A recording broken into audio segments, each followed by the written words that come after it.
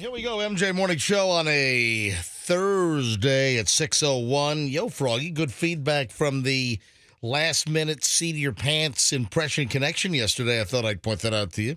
Yo, MJ, it wasn't last minute. It was well put together, and Hal thanks you. It wasn't well put together. Very well put together. What are you all you have to do is write down names. You wrote down the artists about 10 minutes before we started the game. Well, it took me a while to find some scissors. That was the main. Scissors were the biggest issue for you? I couldn't find a pair. But we're officially out of impressions, so that's it. Wait, so the impression connection is done? Who else can we impersonate? The feature has run its course? I don't even think, what could we do? I don't know. Well, the one flaw with yesterday's impression connection was singing the lyrics, because that's too much of a giveaway. It's when you start singing the lyrics to a song by the artist, that's just too easy. Not if you're a bad singer. Nobody got it when you sang. That it was disproven yesterday. You're wrong. But I believe from that did come the idea for ball gag karaoke, though.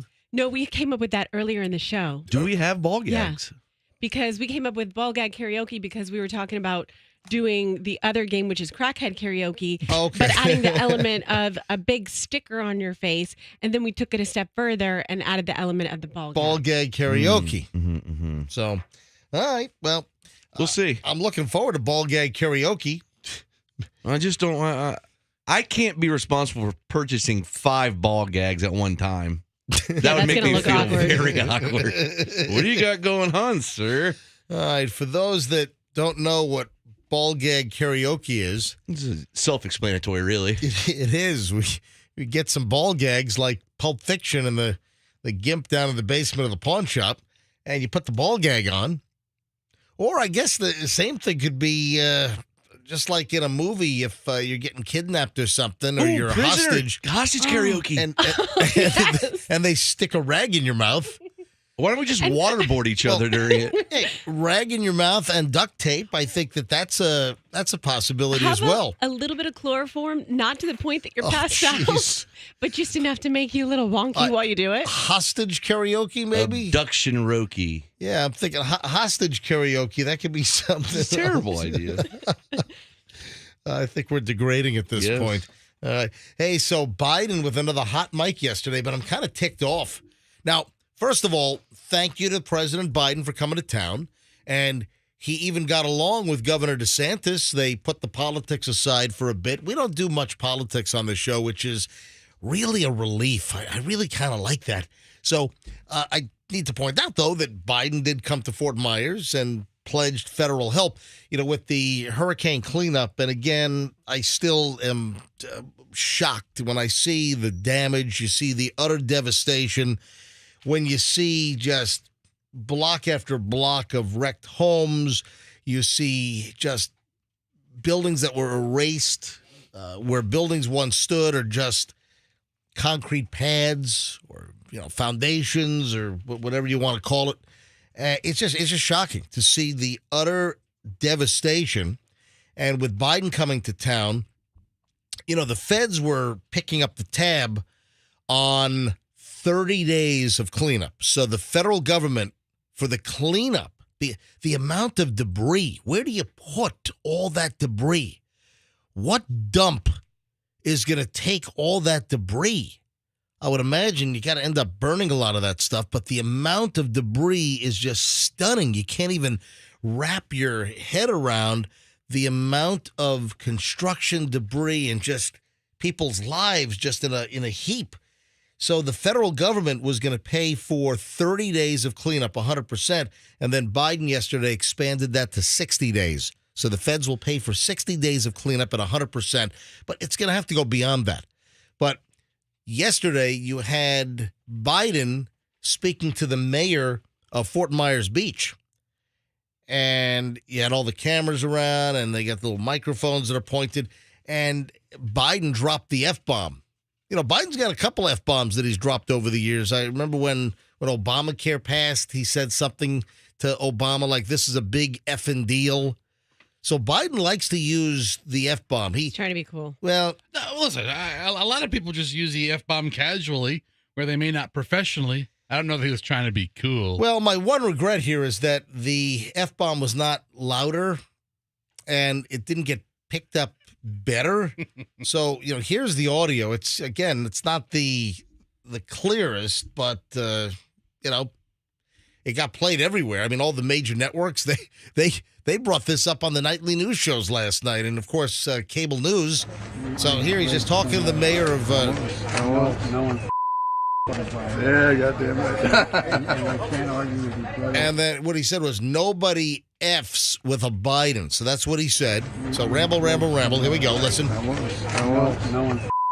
Yeah, goddamn right. And then the mayor says, yeah, you're damn right. So nobody F's with a Biden. Now, I don't know what the context of that is. I don't think we know exactly what Biden was referring to down in Fort Myers yesterday when he said, nobody F's with a Biden. On the surface, it's true, though. Was that aimed at the hurricane? Was that aimed at Ron DeSantis, the governor of Florida? I don't know. But it's getting a lot of play. Again, my only regret was that it wasn't a clearer F-bomb and that we don't know exactly what he was saying to suggest that nobody F's with a Biden. Maybe he didn't know what he was saying either. That is a possibility. That is an extreme possibility. All right, 6:08, just getting rolling. Ladies and gentlemen, you got the MJ Morning Show here on Q105. It is a busy Thursday. Oh, we're going to expose a couple of rackets and scams today. And we got, oh my God, is this fake or real? You know what? I can't even play the game. It's so damn fake. You know what? I just got to call it a fake. So what am I talking about? Hang on, folks. That and a whole lot more coming up on the MJ Morning Show on Q105. Here's traffic. Pat's got...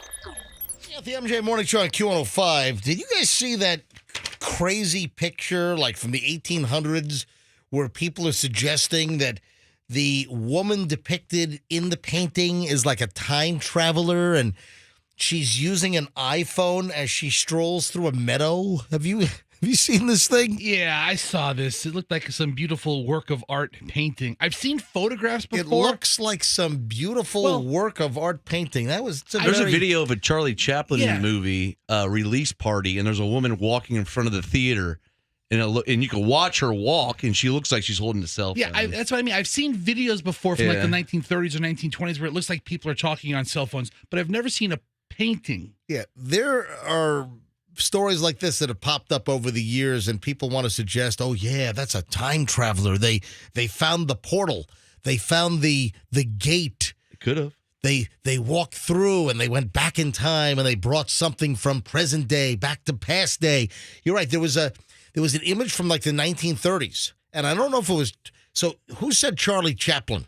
It was a Charlie Chaplin movie release party, and people are walking in front of the theater. It's a video clip. Is that what it is? Because I remember something like I remember some black and white photo from about that era. I didn't know. It's a clip of a woman walking, holding what looks like a cell phone. People say it's a tiny radio or transmitter. I know that over the years, though, I can't remember if the one I'm thinking of, like an old 1930s deal. I don't know if there's also one with a guy who has like modern sunglasses on. They say he's a time traveler. Yeah, there are tons of these stories. These have popped up. I know that I've seen a variety of these things over the years. And then the latest is this one, and the internet has been broken as people are trying to discuss. And it's a painting called The Expected One, and it is by an artist named Ferdinand Georges Waldmüller. So Ferdinand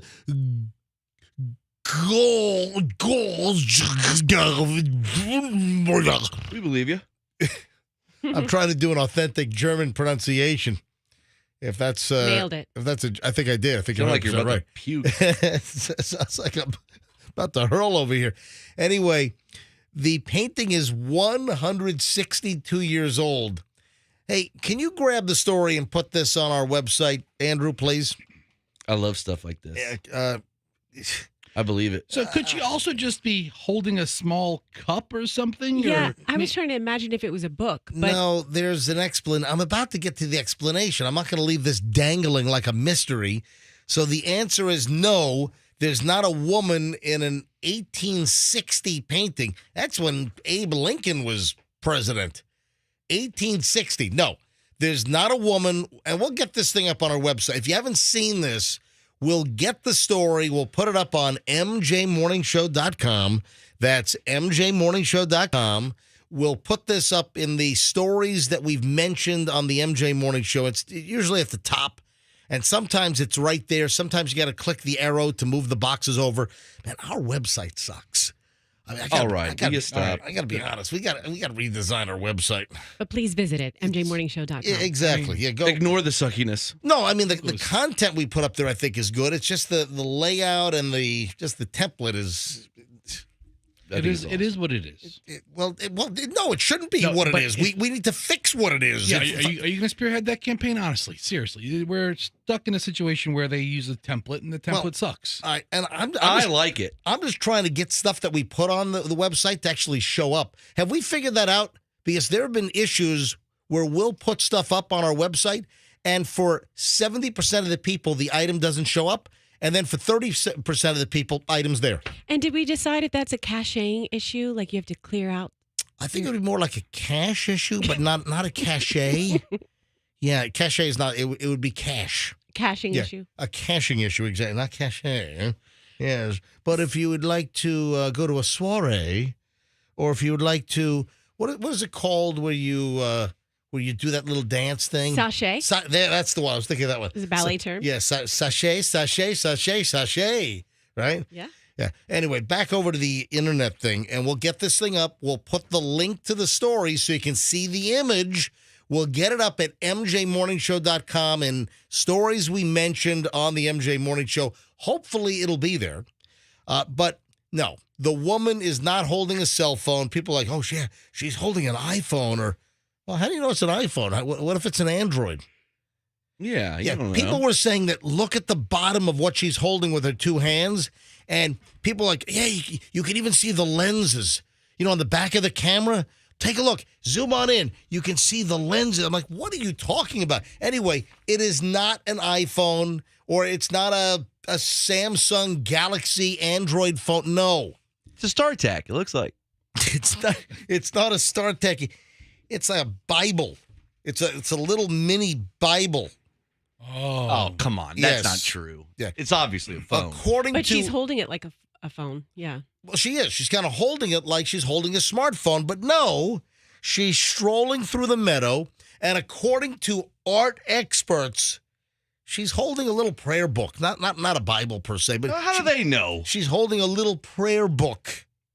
Oh, please. Because I guess that look or that size, that form factor is somewhat common from the day as she's strolling through a meadow with a long flowing dress. Please. And she's not playing some game, or she's not on she's not playing Wordle. Brick Breaker. Or Squirtle or Michelle. Oh my God. My wife.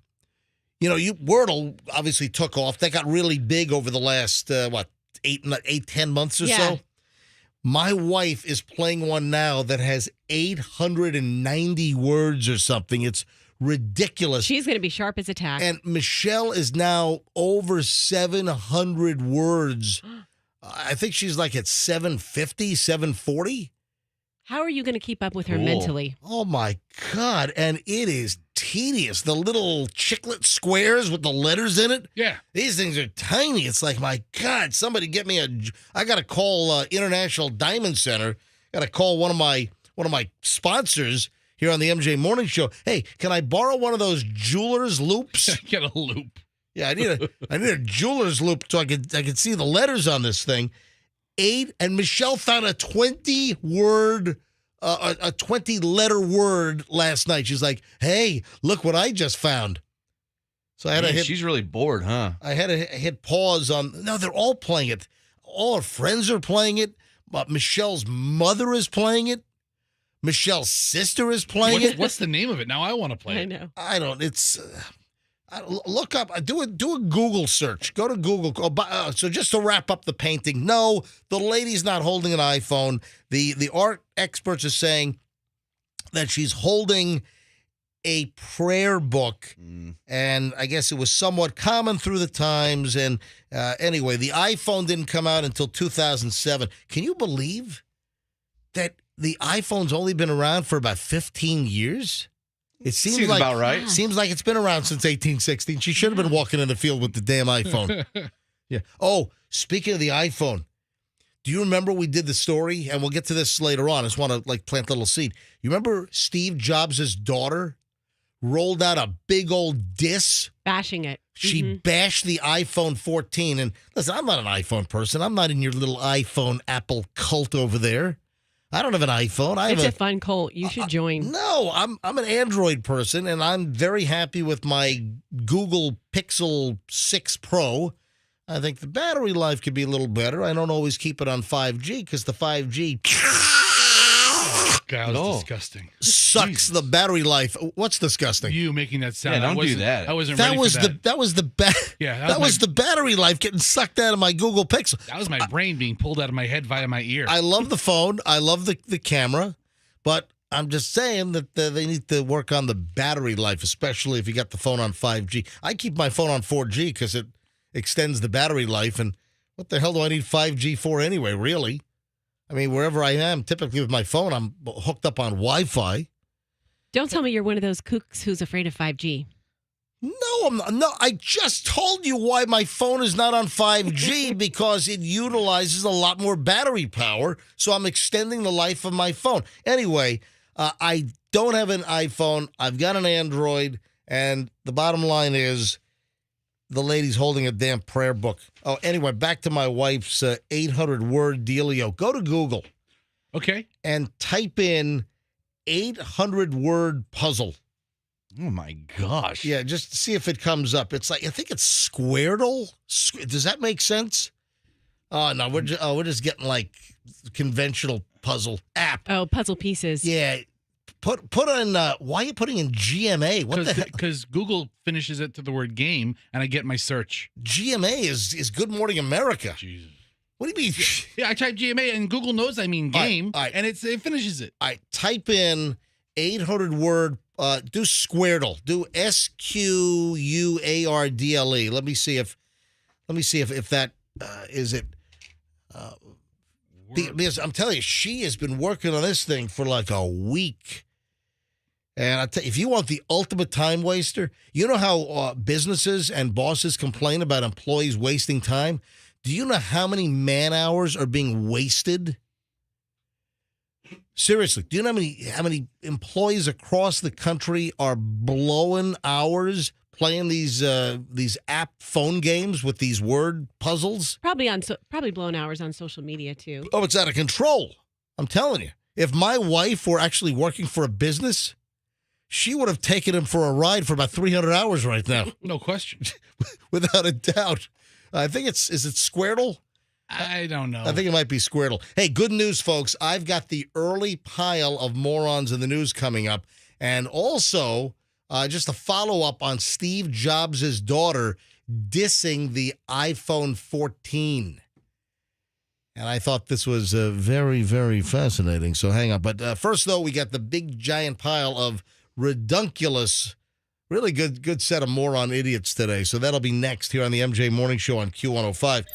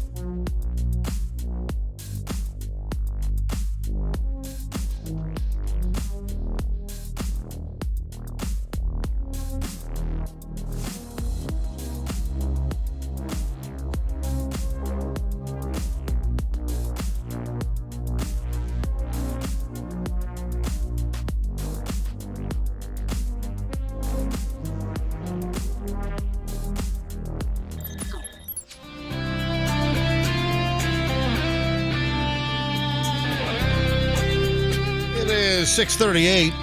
MJ with Fester and Froggy, Roxanne, and Morons in the news.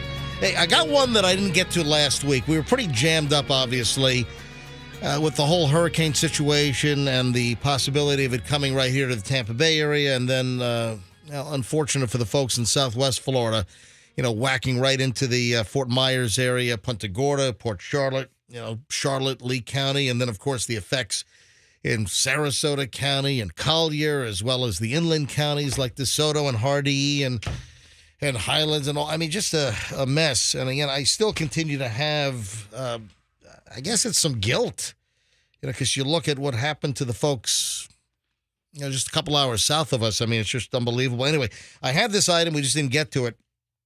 And this conjured up some thoughts. And I haven't seen this in a while. It's been a long time since I've seen a news story, and I used to love seeing these, and I've seen them all around the country. Hold on, I'll make it make sense here in a minute. So the story was, and the reason why I thought of this, escaped inmate from Connecticut was captured at his birthday party in Georgia. So this fugitive was on the run from Connecticut, and they nabbed him at a birthday party in Georgia. Henry County Sheriff's Office announced that Forenza Murphy, 31 years of age. Forenza? Forenza. Not like Florence, that's Firenze. Not like, it's Forenza, Forenza. Wasn't there a car called a Forenza? It sounds familiar. Yeah. Forenza. Why do I think that was like a crappy car or something? Forenza. Yeah, type Forenza. No, not IA, just Forenza.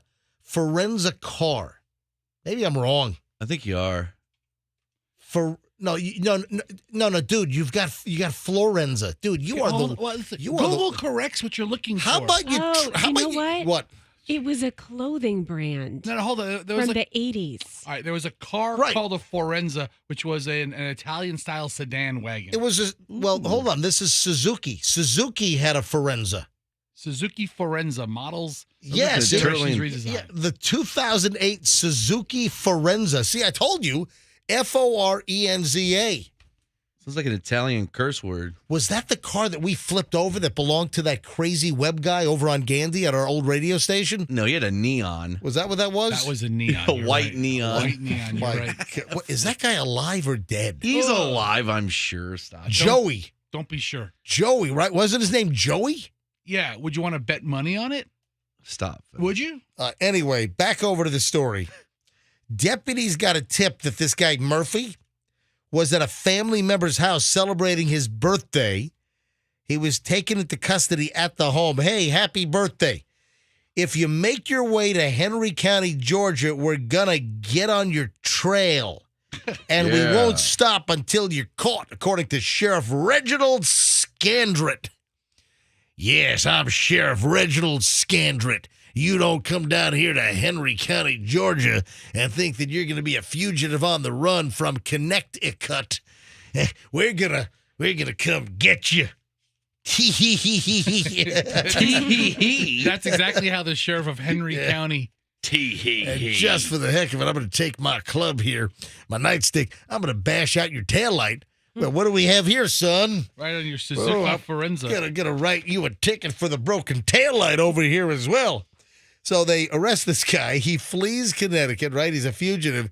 And then you got a tip, and they arrested him right there at his birthday party in Georgia. But part of the reason why I'm doing this is not exactly the same story, but do you remember, and I haven't seen these in a while, I don't know why, but to round up all kinds of like fugitives or people that have all kinds of warrants.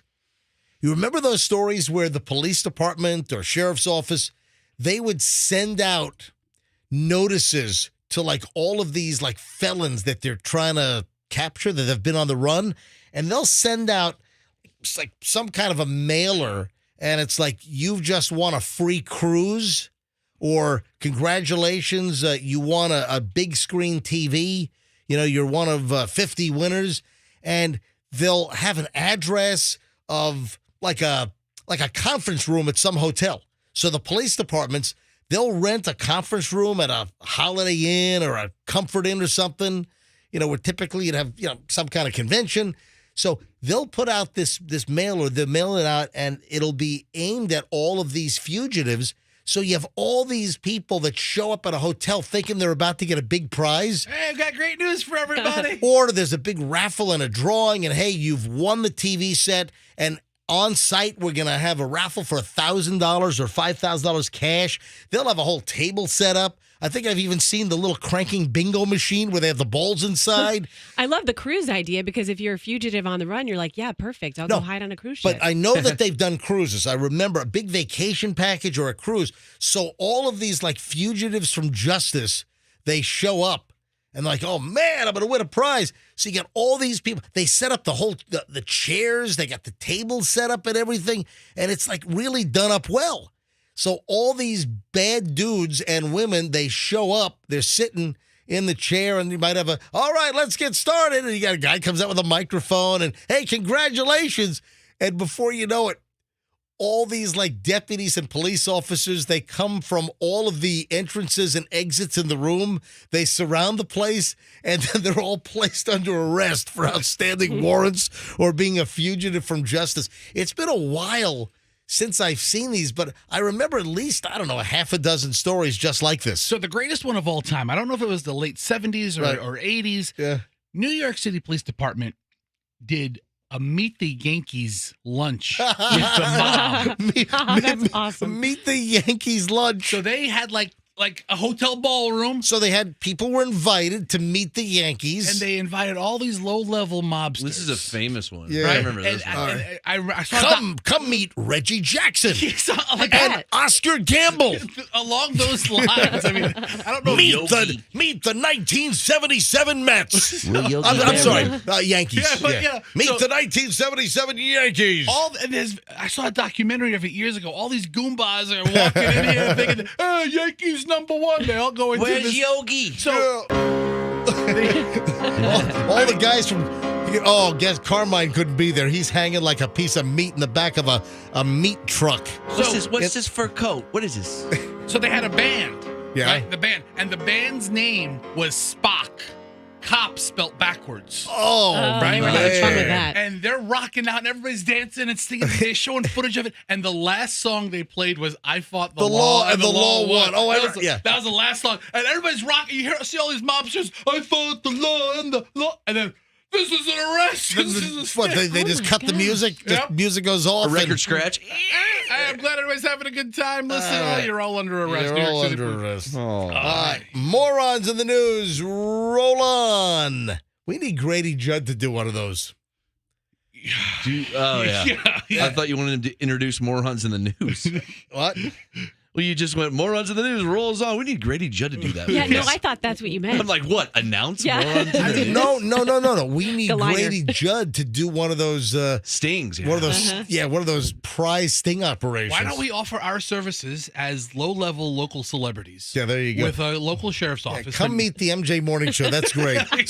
So we can be on a hit list. That's great. Yeah, let's attach ourselves to that. Why don't you bring your kids to that? I just wanted to test your level of commitment to this idea. Okay. Yeah, not that high. All right. So listen to this sicko. A 51-year-old man faces a lewd and lascivious conduct charge. Why? Accused of kissing a 5-year-old girl on the mouth while on a cruise over the weekend. Ew. Ew. Oh my gosh, I hate it when people try to kiss my kids and anywhere on their face. Hold on. Ew. Who tries to kiss your kid? Yes, what he just said. No, I mean just anyone. Like it's my like sister a and I family always member? talk about this. Yeah, we just don't want anyone's mouth near our kids' faces. Yes. It's a good rule. But you always have somebody who just wants to give them a big smooch. Like who? Who's the last person that wanted to kiss your kids on the face? I don't know. I mean, Like don't ever non-mommy, non-daddy. and they don't mean it in a bad way. Like Give me a a name. relative, Who? like an aunt, or an Aunt, what's your aunt? Aunt Tiffany. Aunt, is that really a real name? Or you It's a making real that up?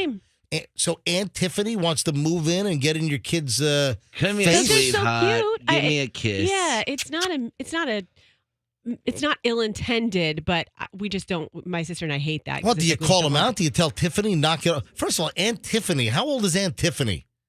70. Really? Hold on. Great Aunt Tiffany. Really? Mm-hmm. I don't see many elders named Tiffany. Exactly. Tiffany, the jewelry company. I mean, that's been around Tiffany's, forever. I mean, Tiffany's. Yeah, you just don't Breakfast think of at Tiffany's. You don't think of That's a old. 70-year-old named Tiffany. Blanche Rose. It's like, oh, Have here's you my called Tiffany? here's my 85-year-old aunt Dua Lipa. I don't know I if think you're he said that wrong. I think it's Dua Lipa. Dua Lipa, whatever the hell it is. I don't know for sure. Whatever the hell it is. All right. So listen to this sicko. Miami-Dade police arrested Ernest Richard Bishop Jr. And the dude is from Morning View, Kentucky. He's going to have a prison view here pretty soon. What about Vern? Yeah, they arrested him on a Carnival cruise ship, the Sunrise, coming back into Miami. According to the arrest report, the victim's father witnessed Bishop kiss his daughter while the ship, the Carnival Sunrise, was out to sea on Saturday night. What, do you think you were in international waters? You can start kissing kids? My I would God. have threw his ass off board overboard. How grotesque is that? Yeah. Doesn't the ships have like a jail? Did they take him there? Yeah. Oh, yeah. These ships, they have security. They've got like on-ship, law enforcement. I mean, I don't think they're sworn officers, but they have security. And yeah, those ships, they do have a detention room. If you've got a passenger that needs to be locked up, they can do it. They've got that ability. What else? I'm going to have to do a second chunk of morons in the news. I don't want to rush this. I got the maybe the most honest DUI guy you've ever seen. All right, listen, I got zero tolerance for DUI, but got to be honest, guy's pretty honest here. Pretty honest DUI. Those are easier to pretty prosecute. honest. Yeah, pretty honest drunk. I got this. Oh man, got a couple of bad teachers in the news. Oh, I don't understand this. You're telling me that Gucci makes this? Gucci makes this particular item? All right, hang on. We'll solve all the. Oh, did you hear about the yanking of the oxygen hose? No. Oh, yeah. Oh, Jeez. I forgot. I forgot how good my pile of morons is today and how diverse it is. All right, hold on. We'll pick it up next here on the MJ Morning Show on Q105. I implore you to please stand by.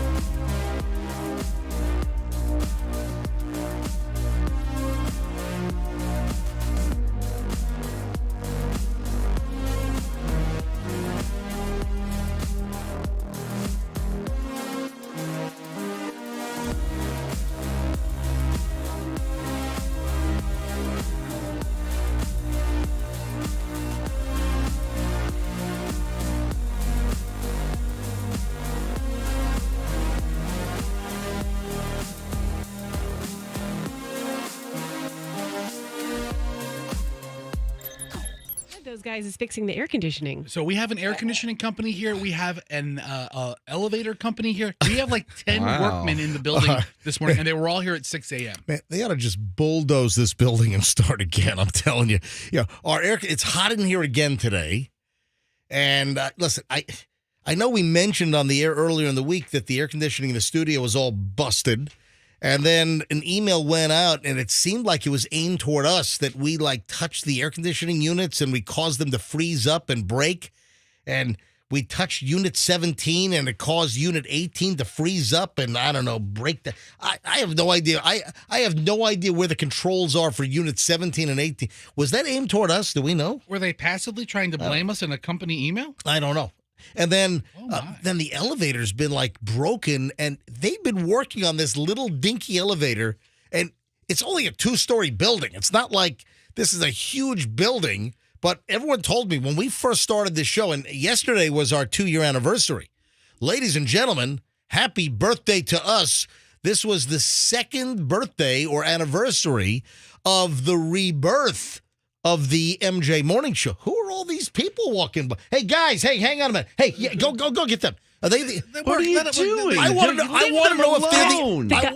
know if they're the air conditioning people. Yes, the guy in the green shirt is the air conditioning person. Why did you go get him? Let him work. I want him to sweat in here. No. Do you want the air fixed or not? Man, what are you doing? Feel my room. What am I doing? This room is unbearable. He knows He knows what warm rooms feel like. Let him work. But I don't know if they know that this room is a sweat box. I told him when he walked by, the guy in the green shirt. Yeah. I said, "What are you doing here?" And he said, "I'm here." And I said it in a nice way. Yeah, like, you said it in an interrogating way. What are you doing here? I'm going to have you cuffed and stuffed. What's going on? Hello, 911 is the guy with a green shirt in our building. Don't know who he is. I think it's more chartreuse, isn't it? I mean, what is your issue? Bring the air conditioning guy, bring him into our studio and let them feel the hotness of this room. They were here yesterday during the day. They've experienced this building without you. Anyway, and then our elevator in this building, they've been working on that damn thing for 2 weeks. And what I was saying was 2 years ago when we started and brought the MJ Morning Show back, I was warned, stay away from that elevator. You will die in that elevator. They should just replace it with a big bucket and a pulley system. Who needs to take that elevator? Unless you've got unless you have a physical handicap or something, I understand. But who that's able-bodied, who's not walking up one little flight of open stairs in the lobby to get to the second floor where we are in this building? I don't know that. You want to know? Yeah, who? Pat George, our traffic reporter. You serious? Takes that death evader? Oh, yes, yeah. Andrew. How about the people wheeling in stuff to bring upstairs? Yeah, like the delivery guy, the Amazon guy uses the elevator for his... What, to bring up a pouch? No. The guys who fill up the vending machines. Go get him. Hey, guys, hey, guys, hey, air conditioning people, hello, come back here. Sir. Emergency. Are they ignoring us? Hey, hold on. Are you guys the air conditioning people? No, hold on. What do you guys do? So he's with our company, the leasing company, right? All right, listen, this room, I've been here for 2 years. I'm about to quit this job. Listen, this room is a sweat box. And I'm about fed up. Change your tone. Right, I'm sorry. Look, listen, I'm just venting, man. I'm just venting on a 100,000 watt blowtorch of a radio station here on Q105. But guys, and the AC is not venting. You know what? I need you to spend an hour in this room. You know what? Yeah. You're a little chunky. You want to lose 12 pounds? Come on in here. Come on, tell me. Shut the door, friends. You're making no friends. Shut the door. You're making Shut no the door. Friends. They hate you already. nuts? What are you doing, MJ? What? Is this is not the way you get things done? What? Are you nuts? What? Son of a bitch. What? Where's your finesse? This is the last room that we'll work on now. Wait a minute. What did I do wrong? I don't know. You called him fat. Yeah. What did I said you're a little chunky. Come on in here. Come in here for an hour. You lose 12 pounds. He works here for $13 an hour. His MJ calling him fat. Did you see the guy with the green shirt? He's laughing his ass off. Yeah. Did you see him? Especially when I said, "Hey, you're a little chunky." Come on. He's going. He's laughing. That's the guy you want to talk to, the green shirt guy. But too bad you didn't talk to him, during a commercial break or something. Guys, we've been here for 2 years and they can't fix the air conditioning. What makes me believe that they're going to fix it right now here on October the 6th? I don't believe they are anymore. This is the first time I've seen technicians in here. Certainly this early. Yeah, 7 o'clock in the morning. Hey, listen, it's a positive sign. I got 3 guys in here. But, man, this is hot. I'm sweating bullets in here. Me too. All right. Where was I? I don't know. I think we were talking about the temperature of the room. Yes, we were. Then the elevator. The elevator. So anyway, Pat uses the elevator every day. And he told me, he's like, people have heart attacks when they exert a lot of energy, when they climb up the stairs. Yeah, they do.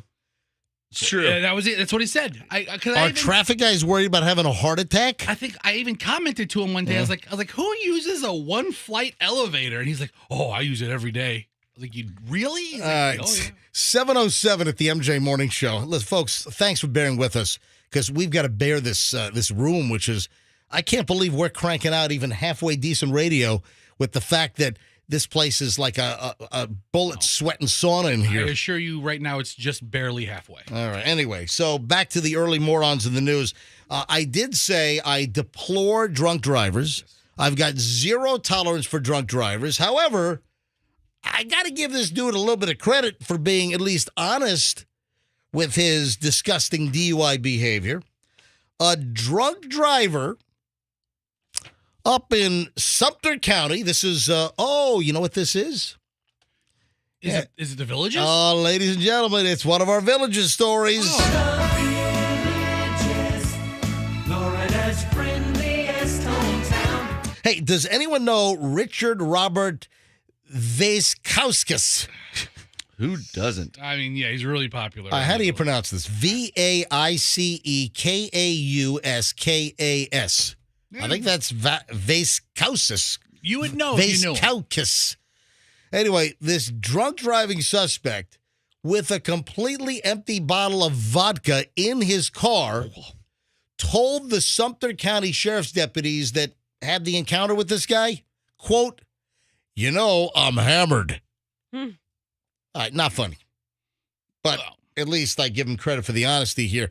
Yeah, so dispatch, Sumter County Sheriff's Office dispatch, they got reports of a suspicious vehicle during Hurricane Ian in a certain area around Wildwood. When a deputy found this blue Honda CRV had 58-year-old Richard Robert Vaiskauskas of Summerfield. He was all reclined in the driver's seat. When the deputy asked him why he was pulled over to the side of the road, the dude explained that he was just trying to sober up, and an empty bottle of vodka was spotted on the floorboard of the vehicle. It's going to take a while. Struggled through a whole bunch of field sobriety exercises, and according to the arrest affidavit, told the deputy, quote, I'm hammered. He provided breath samples, and they registered a .220 and a .221. That qualifies as hammered. All right, so he's sleeping in the driver's seat. Stop. Hammer time. He's sleeping in the driver's seat, pulled over. Mm-hmm. Now, I've always heard, and I don't support drinking and you driving. You heard this from me. Is this true? Okay, I wondering where I heard it from. If he would have gotten the passenger seat and threw his keys 10 feet from his car, yes, he would have been fine. In most cases, yeah.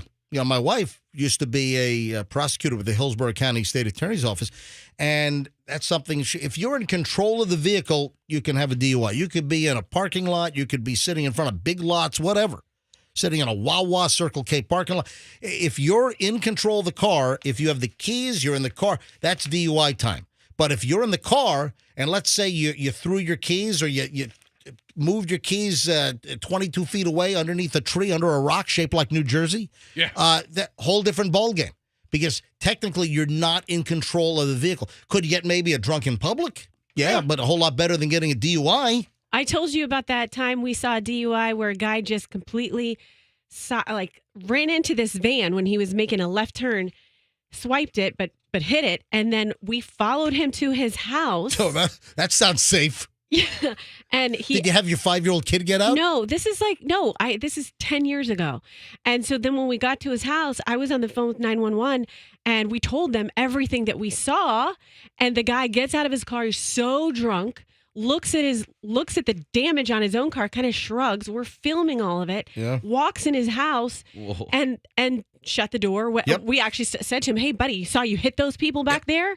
And he's like, "Oh, I didn't notice that." And guess what? Then the cop showed up. And then he answers the door holding a drink and he's drinking, right? And exactly. Well, And the cops didn't even want our statement. They can't Because they can't do anything. They can't do anything because now the whole scene has been contaminated and the argument can be made. No, I was sober.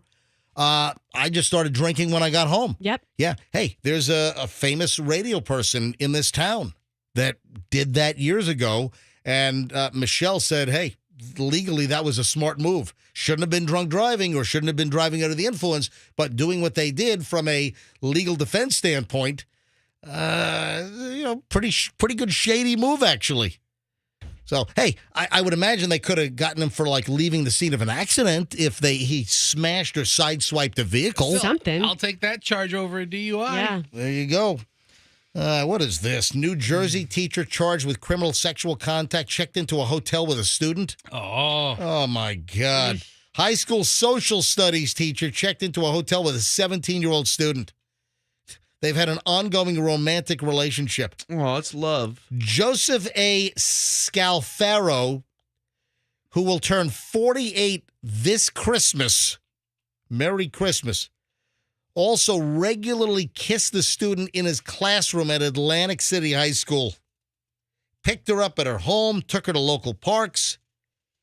My God, this guy's just itching, just asking for it. Charged with criminal sexual contact, child endangerment, all that stuff. If this were going to happen at any high school, a casino-themed high school would be the one that I would assume it would happen at. The Atlantic City High School? Hey, welcome to the Atlantic City High School here. What about Mons Venus High School? It probably happened there, too. Maybe reversed. Think so? What else do we have here? I had no idea. How much time do we have? Yeah, I can get this in. A car burglar got away with a $1,400 Gucci bag. All right. A Gucci bag, $1,400. You got Gucci bags that are a whole lot more than $1,400, but this is why I'm doing this. It was a $1,400 Gucci diaper bag. I see nose. Are you kidding me? Mm-hmm. Who needs a Gucci diaper bag? If you just want to be consistent with your bags. Yeah, I mean, I'm not surprised at all. Nope. Probably comes in a package, right, with other bags, maybe? Who the hell needs? Yeah, I don't think there's a big, like, 3-pack of different size Gucci bags that. Yeah, you could probably get a little purse with it. I'm getting the Gucci value pack. Yeah, they don't have that. Yeah. You know those packing cubes that you can get? Yeah. You know, the packing to put all your clothes in to kind of consolidate. You can get the small, the medium, the large. Yeah, I don't think Gucci does that, Froggy. No, that would be a good idea. No, you type in Gucci and diaper. They have a bunch of ones. They have the black one here. This is the $1,400 Gucci baby bag. Yeah. Who needs to spend $1,400 on a diaper bag by Gucci? Really? You think of poopy diapers when you think of Gucci? Okay, hold on. You don't put poopy diapers in the diaper bag. You put them in the trash. It's poopy Gucci. It's the new poopy Gucci line. You go Poochie. Poopy Gucci. Oh. So they offer them in their tan color and their black color. Anyway, the reason why I'm bringing this up is cops are looking for a burglar who got away with these items, car break-in, and there's no other reason I'm doing this story other than the thief made away or made off with a $1,400 Gucci diaper bag. They probably saw a Gucci and figured, oh, there's going to be something valuable inside. Yeah, big old load in a diaper. That's what she... Okay, what kind of parent were you that you put poopy diapers back in your diaper bag? 7:15, it's the MJ Morning Show on Q105. All right, when we get back, got a little weirdness on the show this morning, just some observations during the show. Oh, also, I was congratulated on our 2nd-year anniversary yesterday from an unlikely source. I had no idea. I think we ought to reciprocate and thank these individuals. So, what is this? Oh, and Fester, I have an assignment for you. I love assignments. Fester, I need to know if you have one of our old connections because we have got to do a live experiment that involves a crash. All right, what am I talking about? Folks, we start the long chunk of the MJ Morning Show next, right here on Q105. Don't move. We go an hour and 20 minutes nonstop next. No interruptions here on the MJ.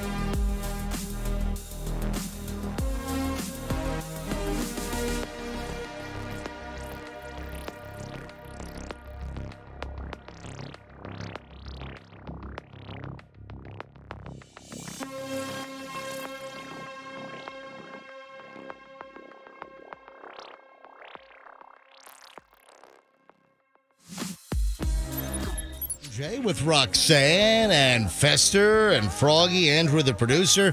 What was that, Roxanne? You were just saying about a listener just sent you a text. What was the text regarding? Oh my gosh, this is so cute. Yes. This listener said, my 9-year-old just had the cutest little giggle when MJ started talking about the poopy Gucci bag.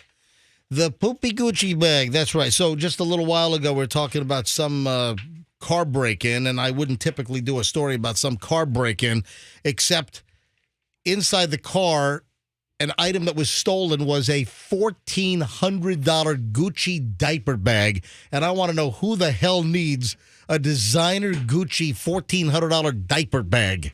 Right. And then I called it the poopy Gucci bag, and that's great. Yeah, So, and poopy is such a great word. If you're 9 years old or under and you can talk, it's like my kid's favorite word. If they'd heard you say that, they would have loved it. Ladies and gentlemen, the MJ Morning Show broadcasting at a 9-year-old level. It's actually a little higher than what I thought we'd normally do. Yeah, I reach for the stars, ladies and gentlemen.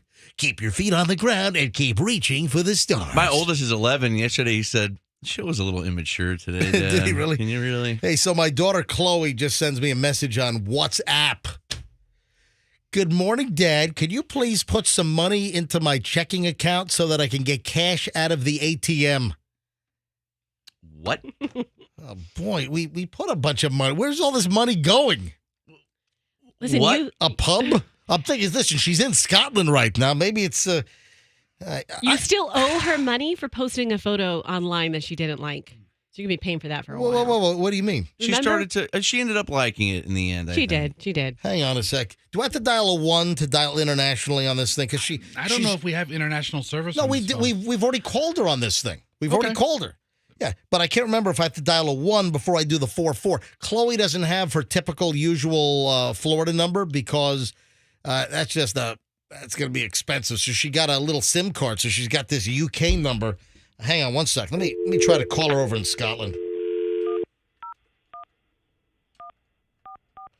794792. I mean, how many damn digits do I have to dial here? According to her IG, Yeah. she's been hitting a lot of Scottish clubs. Is that it? I don't know if this is going to work. Do I dial a 1 before the 4? I'm not getting the international. Is she there with friends? MJ. Listen, they're 5. Oh, geez. We're sorry. Your call cannot be completed as dialed. She doesn't sound Scottish. Why the hell not? MJ, honestly, Yeah. you should put like $30 in her account. That's it? There you go. Get through the day. Anyway, I can't figure out how to dial this. We've done it before, though. So we have called before. All right, so moving along here, I want to just recognize the fact that yesterday, God, I want to call Chloe. Maybe later. All right, so we need to recognize once again that the MJ Morning Show celebrated our second anniversary. Our second anniversary here at Q105 and part of the Beasley Media Group. That was yesterday. We started the return of the MJ Morning Show on October 5th of 2020. I guess I missed the party with the cake and Like mid-pandemic, man. I'm sure management had a big party for. Well, guys, don't poo-poo at all with a not. Gucci diaper bag, okay? Because I got an email of congratulations. Did anyone else get an email? Froggy, have you ever even checked your corporate email? Can you guys send me the link to get into that again? And help me refresh my password? So our corporate email now started a double verification process, and it's just too much. It's on my phone. I've got too much. I've got the email on my phone. What does it say? It says anniversary. So I got an email from corporate yesterday. It was our 2nd year anniversary here on the MJ Morning Show. And somebody named Jerry Flowers, who is... Yeah, she's so nice. She sends you birthday greetings, too. Really? She's an executive assistant at Beasley Corporate down in Naples. And that's the reason why we're doing the American Red Cross local link, because our corporate headquarters are in Naples and Collier, just below Lee County and Charlotte and, of course, all the problems. And that's why we teamed up with the American Red Cross. Let me give this out again because we try to do it multiple times a show. Please help the people that were affected by Hurricane Ian. And if you use our link, your donation is guaranteed to go to those affected by the hurricane. So if you make a donation to the American Red Cross, it might go to disaster relief nationwide somewhere. If you use our link, myq105.com/donate, myq105.com/donate, if you use our link, then that goes directly to the American Red Cross, but all of your money will be earmarked. It'll go for Southwest Florida for hurricane relief. So remember, myq105.com/donate. So this Jerry Flowers, who's an executive assistant at corporate, sent me an email yesterday, and the subject line was anniversary. Okay, I'll open this thing up. And it said, 2 years with Beasley. Congrats from the corporate office, ! Wow. Did it say, like, dear, insert name here? Congratulations. No, it was, Very nice. Yeah, and it's so appropriate. Her name is Flowers. Miss Flowers sends all the anniversary and birthday messages to us. So there's a phone number. There's a direct dial extension here to Jerry Flowers at our corporate office. Mm-hmm. So I thought maybe I'd send her a little voicemail message, thanking her for congratulating us on our 2-year anniversary. So she has a direct extension, which I'm dialing right now. I'm sure she's I'm not sure there there's now. a voice. No, I'm not trying to get her live. I was going to leave her a voicemail message. Oh, thanking her. Oh, here we go. Hi, this is Jerry Flowers. Obviously, I can't answer my phone right now. Leave a message and I'll call you back. Thanks. Please leave a message at the tone. When finished, you may hang up or press pound for additional options. Excellent. Hey, Jerry. Hi, it's MJ from the MJ Morning Show up here in Tampa. And I got your delightful anniversary email yesterday. I want to thank you so much for the 2 years with Beasley. Congrats from the corporate office. I thought that was very sweet of you. But the big question is, will we get a congratulations on 3 years? That is the big question. All right, Jerry, will I hear from you a year from now? That is the question. Jerry, have a nice day. Thank you very much. Bye-bye. All right, there That we go. was great. All right. Was it me or did she have a really passive-aggressive voice message? Obviously. Obviously, I can't come to the phone right now. I thought the same thing. Hi, this is She was Jerry. sweet. I obviously am not here. Well, why is that obvious? Just because it went to Because it's her voicemail? voicemail. Exactly. I mean, she could have just said, I'm not here. Duh. Leave a message. I mean, wow, it's really Hey, aggressive. Fester, do you still have the connection where you used to get all of the cars that we would crash in the parking lot? Is that guy still around? So- Remember, we had a guy. We had a guy. I had a guy who got all these cars, and we used. You know what? I'm still a friend of his. How many cars did we go through in the first incarnation of the MJ Morning Show? I mean- We would crash cars into fruit stands in the parking lot. We did all kinds of crap. We'd smash cars into golf carts and safety tests. I mean, 10 cars maybe? 15 cars? You want to hear something ridiculous? You want to hear something absolutely ridiculous? So Michelle and I were headed to dinner at Olivia in South Tampa. How is that? I just saw that for the first time. Yeah, give Hold us on. a review. Oh, hold on. You just saw Olivia for the first time? The restaurant, yeah. Yeah, it's in South Tampa. Uh-huh. And it's on Swan and Henderson. And that's the first time that you've seen it? I've heard of it, but I'd never driven by yesterday. Okay. Fantastic. Okay, good to hear. Yeah, it's the old Carmel Cafe location. Okay, so I Yeah. drove by it and then I Googled their menu. Yeah. And I saw they have cacio de pepe, or however you say it. Cacio e pepe. Cacio e pepe. Cheese. You supposedly speak Italian? You don't even know. It's cheese and pepper. Cacio e pepe. Cacio e pepe. Yes. And so did you like that? Because that's your signature dish. I make my own, and Michelle ordered that, and she loved it. No, Olivia was great. Olivia was fantastic. She sounds lovely. Yeah. Anyway, so what was I saying? So Michelle and I, we were on the way. Speaking of golf carts, we're on the way to Olivia.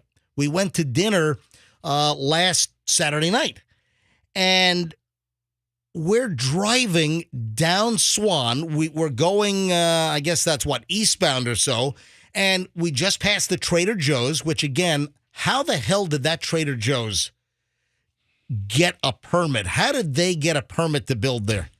With the traffic that jams up the neighborhood, with the cars that get all backed up on Dale Mabry. Seriously, that Trader Joe's, and I like Trader Joe's. I've got my list of about a dozen things that I'm a regular at Trader Joe's for. Okay. But how did that location get approval to put that supermarket with not even remotely enough parking lot space? Whose palms got greased? Who got paid off to give them the building permit to build that Trader Joe's right there? How did that happen? Anyway, so angry HOA president. Seriously, you may want to spend some time in the city permit room. I'm Karen over here, the HOA president. All right, so we're passing Trader Joe's, and then you get that little tanning salon on the corner. We get caught by the light. So we're sitting at the light. I'm first up at the light, getting ready to cross Dale Mabry. And there is a golf cart with like a father driving and a whole bunch of kids. A golf cart that's fun. On Swan getting ready to cross Dale Mabry in a freaking golf cart. What is wrong with these people that are driving the golf carts on the regular roads? Are they out of their freaking minds? Yeah. With kids? What is wrong with these people? They have a death wish. They do. And they don't know it at the time. They think they're being the fun, hip, cool parent, and they're just going to be the dead parent. It's all fun and games until you get hit by a 6,000-pound SUV in a flimsy little golf cart, which it makes no sense whatsoever why anyone would be on the regular roads with a golf. In your neighborhood tooling around, even that's somewhat dangerous. I mean, MJ, any car, forget, a 6,000-pound SUV. I'm not worried about getting hit by a G-Wagon. It can be any car. It could be like a 2013 Kia Sportage weighing in at 1,200 pounds. I will take that smart car, that ridiculous-looking smart car, over a golf cart. We went. We had a girls' night, and we drove. My friend lives in Dunedin, and 4 of us in a golf cart. And she's like, "We'll just take the golf cart to downtown Dunedin." And it was like a drive on the regular road. I've never been so terrified because you got in it? Yeah, I didn't realize how far it was. I have a terrible sense of direction. You say no. You're not going on the regular road in a golf cart. I didn't know how far away it was. I thought it was like just a golf cart ride away. I didn't realize it was a highway. What? It wasn't really a highway, but it was like a regular road. You can't do that. Hey, anyway, Fester, back over to what I was saying. All right, Fester. Oh, the golf cart crotchety. Yeah, I just typed in MJ Morning Show golf cart into YouTube because I know that when we did the golf cart experiment, it was featured on Deborah Norville's, was it Current Affair or Inside Edition or something? When we put the dummies in it? Yeah, we put the mannequins in it. We did an experiment years ago where we smashed a car into a golf cart, and that was on Inside Edition. No, it wasn't Current. It was Inside Edition. Okay, so that's still on with Deborah Norville. All right, so I typed in MJ Morning Show golf cart into YouTube, and then the first thing that popped up was funny prank call. Why is that on YouTube? Somebody else. No, because someone's taken all of my crotchety calls and put them on YouTube. All right, getting you know what? I need to get a hold of YouTube and just make a copyright claim and get them all off. Yeah. And then I can sell the CDs for the 18th time. Oh, the guy has 26,000 views on your crank call. Exactly. Everybody's heard him, and he's probably making ad money on my back. Yeah, you know what? I've got to find the golf cart thing here. So hold on. I could play it off his YouTube channel. Nah, I don't know if I. Well, if we have to. That's great. How did you not find the golf cart video? Anyway, I got stuck on this. I haven't looked for it much. Well, hold on a minute. Let me talk about what I'm talking about. Fester, I need you to get a hold of the guy that used to get us all of the cars that we used to smash with various stunts. So the guy who I'm still friends with is no longer in the car hawking game. He doesn't do that. And I don't have a dealership that I can call and say, hey, what junkers did you take in that's worth like $300 and can we have it to destroy?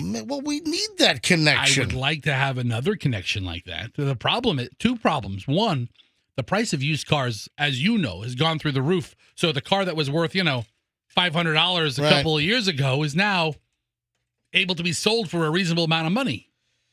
By the way, I found the golf cart crotchety on my CD. Hey, I'm going to cue this thing up. I think we're going to play a bonus crotchety old man call here in a second. That's cool. Cut 1, 2, 3, cut 4 on this one. All right, here we go. I don't even remember this one. Here, you don't remember the golf cart? I don't. All right, hold on. We're going to do a bonus old classic crotchety call here in a second. But I need you to get a junker clunker car fester because of the new iPhone 14. I saw the commercial last night, and I'm like, oh, man, we got to do this. Oh, my. Hey, guys, I'm dying in here. Okay. I'm dying. Hey. The air conditioning guys just walked by again. MJ, look at that. I just brought up a video on YouTube of us me and Fester driving. This video is crazy. It is. Driving a car into another car purposely. Okay. If you play the audio. Oh, this isn't the golf cart? No, this is another car crash. Right, This is anyway. an example. We got 2 cars for one morning show. Go ahead and roll this. I don't even know what this stunt was. Come on, Fester. All right, this is old. This is from 2006. It like lessen the crash. You whip. All right, listen to this. Oh my God. All right, so Fester, do we know what that was about? That was a Froggy Fall concert series. Oh, it was? I was in there with Fester. Remember, Fester's head went through the windshield. Look at all the old interns running after us, make sure we're okay. This is the reason why I need Fester to get a clunker for us to crash. You know what we need to do? We need to use the power of the MJ Morning Show in our return to build up a new connection to get clunker cars. How are we going to use it with an iPhone? Well, listen to this. And a feature we hope you never have to use. Crash detection. Using a high G-force accelerometer, gyroscope, sensors, and machine learning algorithms, iPhone 14 Pro can detect when there has been a severe car crash and automatically call emergency services. You hear that? So the iPhone 14, the new iPhone, it has a crash detector. So if you're in a crash, it uses accelerometers and G-force and this and that. So the iPhone 14 knows when you're in a crash, and it calls for help. It'll call like 911 if you're in a crash. And maybe it's assuming that the crash was severe and you're incapacitated, and it calls for you. It calls 911. So, Fester, this is an obvious. We need to get an iPhone 14. Right. We need to get you in a car. We need to smash into maybe the dumpster behind the building here at about 45 miles an hour. And we'll drive right through that QIK trailer with There we the go. snakes in it. Yeah. Dude, we need to do a test to see if the iPhone 14 really calls authorities if you're in a crash. So the phone will actually cost more than the car. That is correct. Okay, I just want to point that out. That is 100% correct.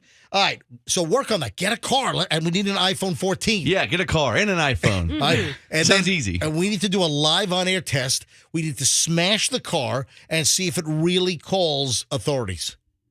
That's what we need to do. All right. See, that's the stuff that you count on the MJ Morning Show to do, to make sure that this little crash feature works. Oh, and one more thing on the iPhone 14. Did you see, remember we had a story, I don't know, a month ago. Remember Steve Jobs' daughter was dissing the new iPhone 14? It's like, what's the difference? I can't tell the difference between this and my iPhone 13. Yeah, like there's nothing new with this new 14. Well, listen, it's got a crash detector, apparently. Is that good enough for you? Does she get a free one? Probably so. Okay. But Steve Jobs' daughter was dissing her father's old company, saying iPhone 14. She's probably got a nice trust fund, you know. Yeah. You think? She's got to have a nice chunk of change. But from that company. But guess what? I saw a Business Insider story that reads, Steve Jobs' daughter was right. I shouldn't have bought the iPhone 14. I shouldn't have bought this is an actual article. I bought the new iPhone 14 Pro Max the day after it went on sale in Apple stores. I got $640 back by trading in my iPhone 13 Pro Max, but I still had to pay another $780. I was excited about the dynamic island feature, but I should have listened to Eve Jobs.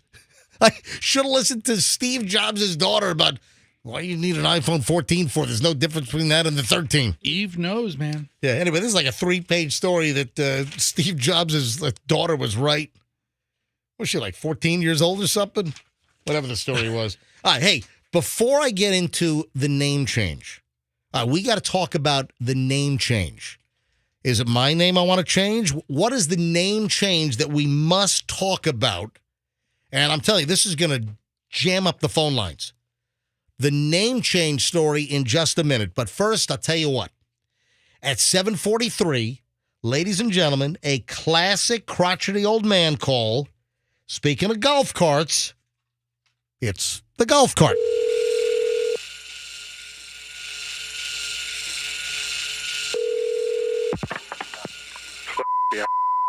Oh, thank God you've answered. We've got problems. fast my golf cart will not shut off. It won't shut off. Golf cart will not shut off. What did I stutter? It will not shut off. I'm out here. I teed off about an hour ago. I sliced one into the woods. Got back in the cart to try to find the ball, and bam, it took off like a rocket. Cannot shut the golf cart off. It is going as fast as it can go. Well, are you in it? Yes, I'm in it. Of course I'm in it. Where are you? I was at 3. I don't know where the hell I am now. I'm a mile away. Okay, I'm coming out trying to find you. Hold on a sec. How do I shut it off? Help me through this first. Hit the brake. I mean, I'm weaving, I'm swerving, I'm trying to avoid hitting other golfers. Hit the brake. Hang on a minute. Hitting brake, nothing's happening. Okay, reach down there and turn the key off. Oh, like I'm a moron. That's the first thing I tried. Hold on a sec. Trying again. Listen to this. Just turning, doing absolutely nothing. Okay, grab the handle down there, the black handle, and pull it up to the middle. Black handle. I tried that. It snapped off in my hand. The whole thing broke in half. I threw it out of the cart. Okay, I'm on the way. What else should I do? Hold on a sec. Don't leave me yet. I'm swerving and weaving. Only, sir, look out. Sir, look out. Look out. Holy crap. I just mowed him over. Did this cart stop? No, it's keeping going. Well, get out of it. What? Little louder. What'd you say? I said I would try to jump out of the cart. Okay, ladies, look out. Ladies, look out. I think I killed them. Jump out of the cart. I can't jump out of the cart. I don't know where it's going to go. I'm on my way then. Hold on a sec. I got the water coming up. I got the lake coming up. Should I run it into the lake? Run it into the lake. Hey, here we go. Oh, my God. Here we go. Hello? I'm in the water. Can you get out? What? Can you get out of the water? I'm trying. Okay. The cart is completely ruined. I'm coming out to get you. I cannot swim. I cannot swim. Get out of it. Help. I'm going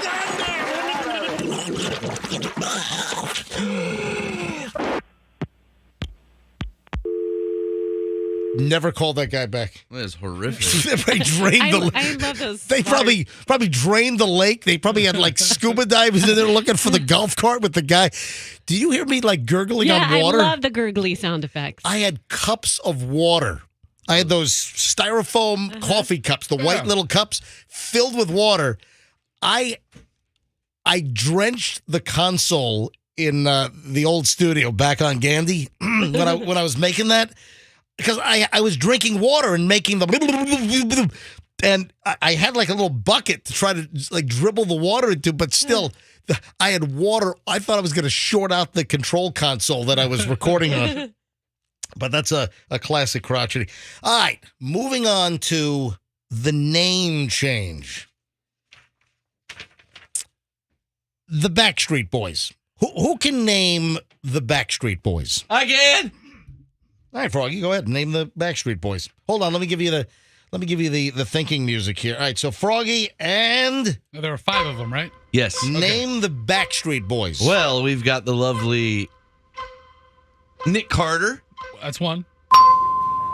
AJ McLean. Yeah. Howie Long. No, not Long. Not It's a Long. football player. Whatever the hell it is.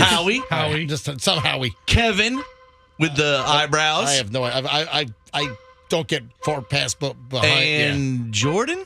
I don't know. No. Good job. Are you confused? I don't know. Are you mixing them like in sync? Yeah, I know. I was going to say. And Justin Timberlake? No, and Mark Wahlberg. I know. I'm confused. Wait. Donnie Wahlberg. Donnie Wahlberg. I know that Justin Timberlake was in sync. So it looks like Nick Carter, AJ McLean, Kevin Richardson, Brian Luttrell, and Howie Duro. Brian, yes. Howie Duro. How could I forget? We had a basketball game with him. How could I forget? Well, yeah, you did. The second one you mentioned is who the story's about. AJ McLean? Yep. The story's about AJ McLean. Remember back in the day in his porn addiction? That was always a fun story to cover. Is that true? Yeah, man, he was the guy who was addicted to porn, and he had like really 5,000 DVDs on the tour bus. All right, so are you sure? There's a fine line between collector and addiction. Did it interrupt his daily life? Seriously, that's the yes, it majorly did. Is that the definition of an addiction? If it interrupts your daily life? I hope I'm right about that. The reason why I'm bringing up AJ McLean is it McLean or McLean? Anyway, from the Backstreet Boys, the reason why I'm bringing this up is I saw an item where he was, quote, a little taken aback by his daughter's decision to change her name. Oh, yeah. But her daughter is 9. So the member of the Backstreet Boys recently did an interview and talked about his initial reaction because his daughter is 9 years old. Her name is Ava, but Ava now wants to be known as Elliot. Well, so she's changing more than her name. It sure as hell sounds like it. No, it has nothing to do with that. Hold on. It has nothing to do with that. It's not like the actress that changed her gender and her name to Elliot. Ellen Page. Ellen Page. What's going on here? She just likes the name Elliot, according to the story. Right. She's still a lovely little girl. But is there more to play here? Yeah. Is there more? All right. So let me read the rest of the details in the story. So she wants to change her name. AJ's like, man, she's always going to be Ava to me. But he said, I continue to support my kids in whatever way I can do so. So now it's Elliot.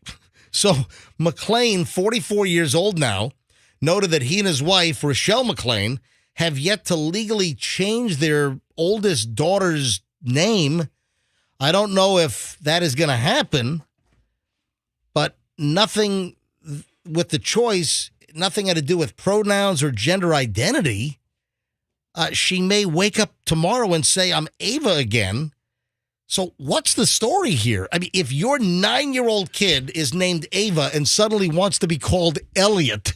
Everybody's named Ava. Yeah, so there's so many Avas. Like 10 to 15 years ago, there were all these trendy parents who named their kids Ava and Ella and Bella and Olivia and all these names. Right. And, my daughter goes to school. There's like 2 Avas in her class, 2 Olivias, 3 Bellas. Okay. And it's a really common name. Well, it's like I would never name a kid Mike. Hey. Oh, sorry, Mike. Watch it. Easy. So here's the thing. Yeah. If you, I went through this with my daughter. I didn't realize it. Doug named Evelyn because it's a family name. And then. Sounds like a 92-year-old listen, great aunt's name. Get me a Metamucil. That's what you say. But where's my life alert button? Where's the toilet auger? I've fallen and I can't get up. One of the most popular names in 2017. Where's my jitterbug phone? Okay. I'm sorry. It's an old name. A resurgence in popularity. So then after I give birth, I find out in 2017, one of the most popular names is Evelyn. And I wanted my daughter to have a unique name. That's why I agreed to it. And so that's why I always call her Evelyn Jade, so that she's not in class and it's like, oh, you're Evelyn B and you're Evelyn D. How many Evelyns are in her class? Well, there are more than you think in the whole entire school. She doesn't have any in her class. It's 34%. I mean, 34% of her kindergarten class is Evelyn. Are there more than 2? In kindergarten? Yes, there are. So how many Gertrudes are there? Listen, there are Charlottes. There are old names are kind of popular now. So I understand. How about Lydia? Let's bring Lydia back. I knew somebody that named their daughter Eleanor, and I'm like, what? Like Roosevelt? It sounds like an old person's name. Yeah. But it's coming back. But Ava's the daughter's name, right? Her birth name. Yeah, Ava is the 9-year-old girl's name, and now she wants to be known as Elliot. While we're talking about it, let me get the phone number. What do you do? I mean, do you tell your 9-year-old daughter, no, we're not calling you Elliot? What do you do? They had it legally changed, I think. No. They didn't? No, the story says that they have not legally changed it yet. So it hasn't been legal. You could never legally change it. Let's go to phones here. 800-990-1047. 800-990-1047. What do you do? What do you do if your kid is named Ava and suddenly wants to be known as Elliot? Let's say your boy is Jeb. Well, give me Noah. Your boy's name is Jeb. Is Jacob or William, and suddenly your boy says, I want to be known as Dorothy. No, MJ, call me Dorothy. Listen, so this has nothing to do with gender identity. Well, for the 9-year-old. that was in the story. But what I said, are we sure about that? Are we sure there's not something else at play here, something underlying? All right, so my question for you, the MJ Morning Show listening audience, is what are your thoughts about this? Your daughter's 9, her name is Ava, and suddenly she wants you to call her Elliot. What do you do? All right, 800-990-1047. Can I get some insight here? Am I off base? Do I not get it? Somebody help me out here. What do you do if this happened to you? All right, 800-990-1047. That's how you get in right now on the MJ Morning Show. Oh, God. Roxanne has her hand up like she's in school. Miss Wilder, yes. It's taking me back to school. When I was in kindergarten, I did not like my name. Roxanne's a big name for a 5-year-old. And it was like it was just too different. One kid called me Sandstone, like Roxanne. So it's just hard to. Some kid called you Sandstone? That kid's not very creative. No, it wasn't a creative thing. It was like, what's that girl's name again? It's like Roxanne Sandstone? Is that what it is? Like, in other words, it was hard to remember. So I did not like my name for a short period of time. And I was like, I told my parents, call me Ann. Just drop the rocks part. Just call me Ann.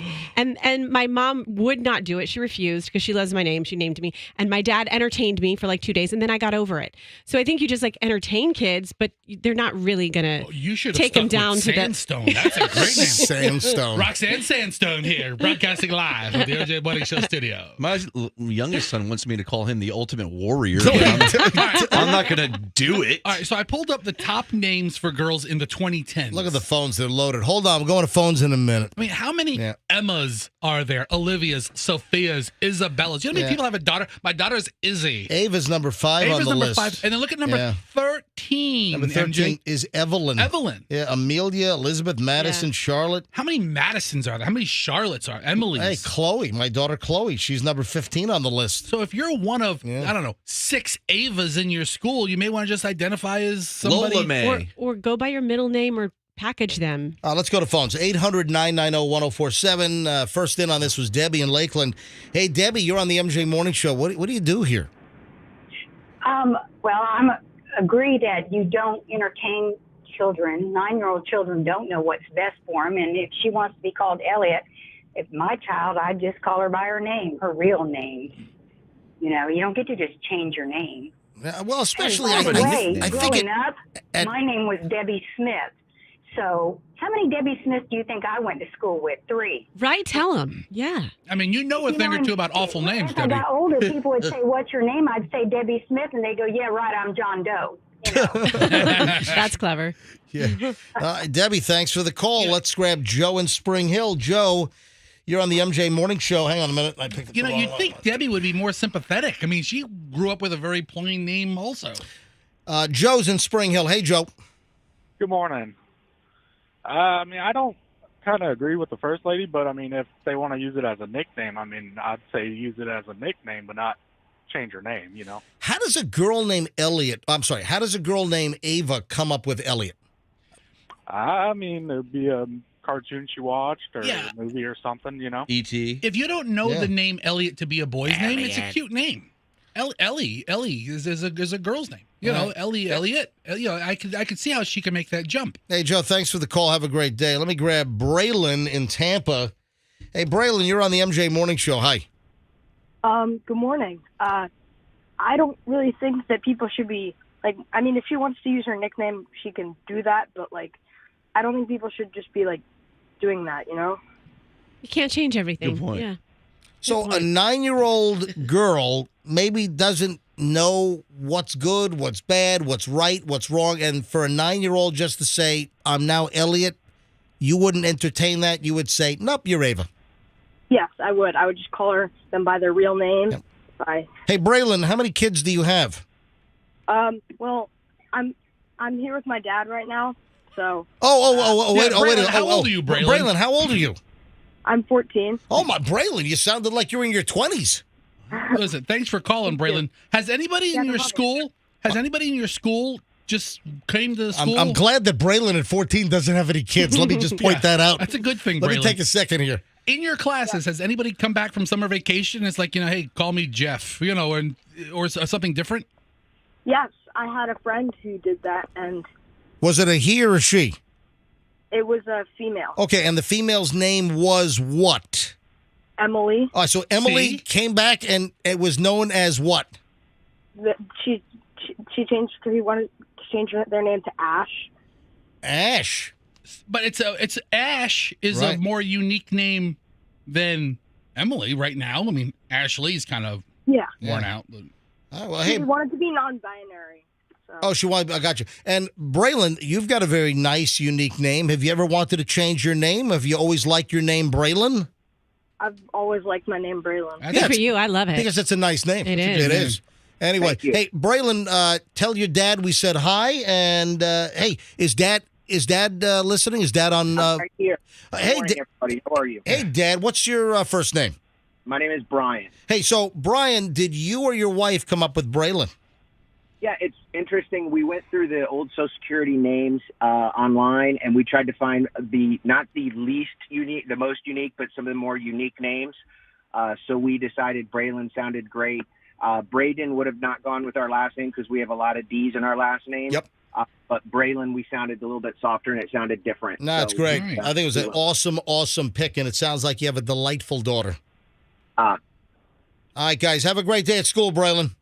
Thank you. Thank you. Bye. Bye-bye. Let me grab, how about Anna in Tampa? Anna, you're on the MJ Morning Show. So AJ McClain, formerly of the Backstreet Boys, his 9-year-old daughter is Ava, and then suddenly tells the family, I want you to start calling me Elliot. What do you do? I got to He's tell you. only 9 years old. He's only 9 years old.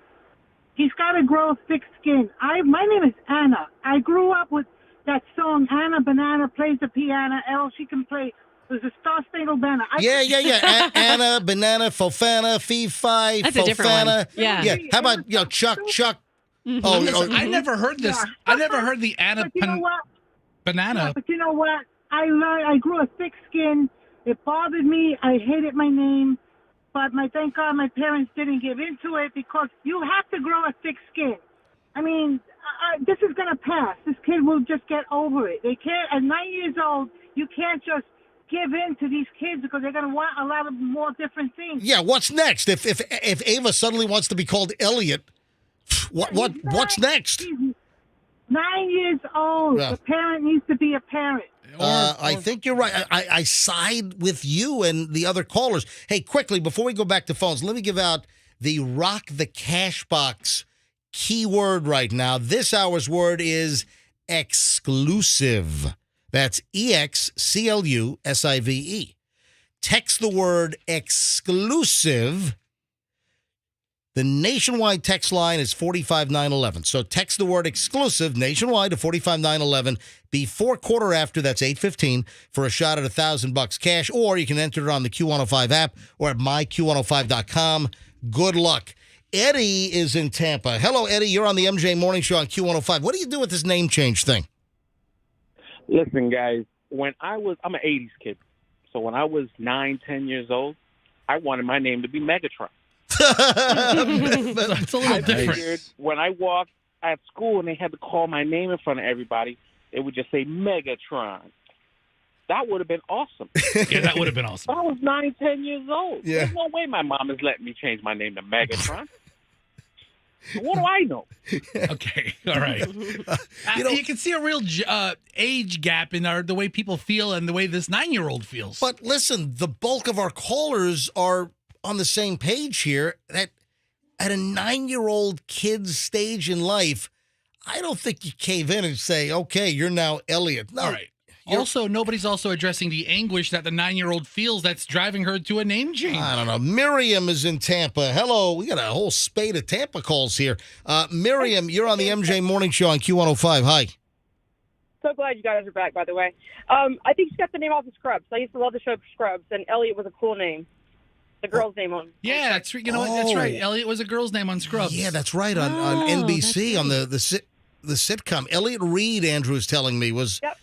Gotcha. So what do you think? Catching up on old episodes of like Scrubs on some streaming service? AJ McLean gets that Peacock subscription, and before you know it, I always thought it was a cool name. I hate my name. I always hated my name growing up. They used to pick on me too. I wanted to be Lauren, but nobody called me Lauren. Well, Miriam is a lovely name. Thank you. Well, thank you. Miriam, have a love. Hey, thank you so much for you know that yesterday was our 2-year anniversary of the return. I know. I heard you talking about it. That's so cool. When did you find us? How long after we came back did you find us? A year ago, my brother was like, "Hey, your show is back," and I'm like, "No, it's not." And he's like, "Yeah, it's on 104.7." I'm like, and I told all my friends. You know, there are still just a lot of people that don't know we're back. I was at Publix. Hey, Miriam, listen to this. I'm at Publix over the weekend, and Michelle wanted some Tempty cream cheese, and they were out. So there's a guy servicing, the dairy case area in his Publix smock and everything. And I'm like, hey, any chance you can have some Tempty cream cheese? It's this slot right here in the back. And he said, nah, if it's not out there, we're probably out of stock.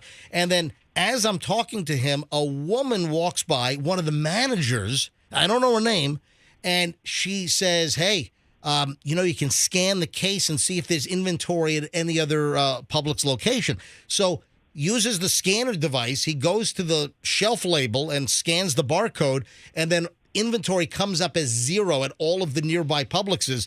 And she said something like, yeah, this is a radio guy. You got to make sure he gets his cream cheese.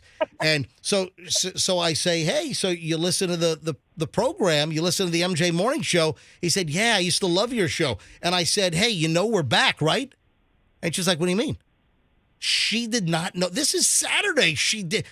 Again, we're doing incredibly well, but the growth potential of this show is still enormous because there are still people that don't even know we're back 2 years on.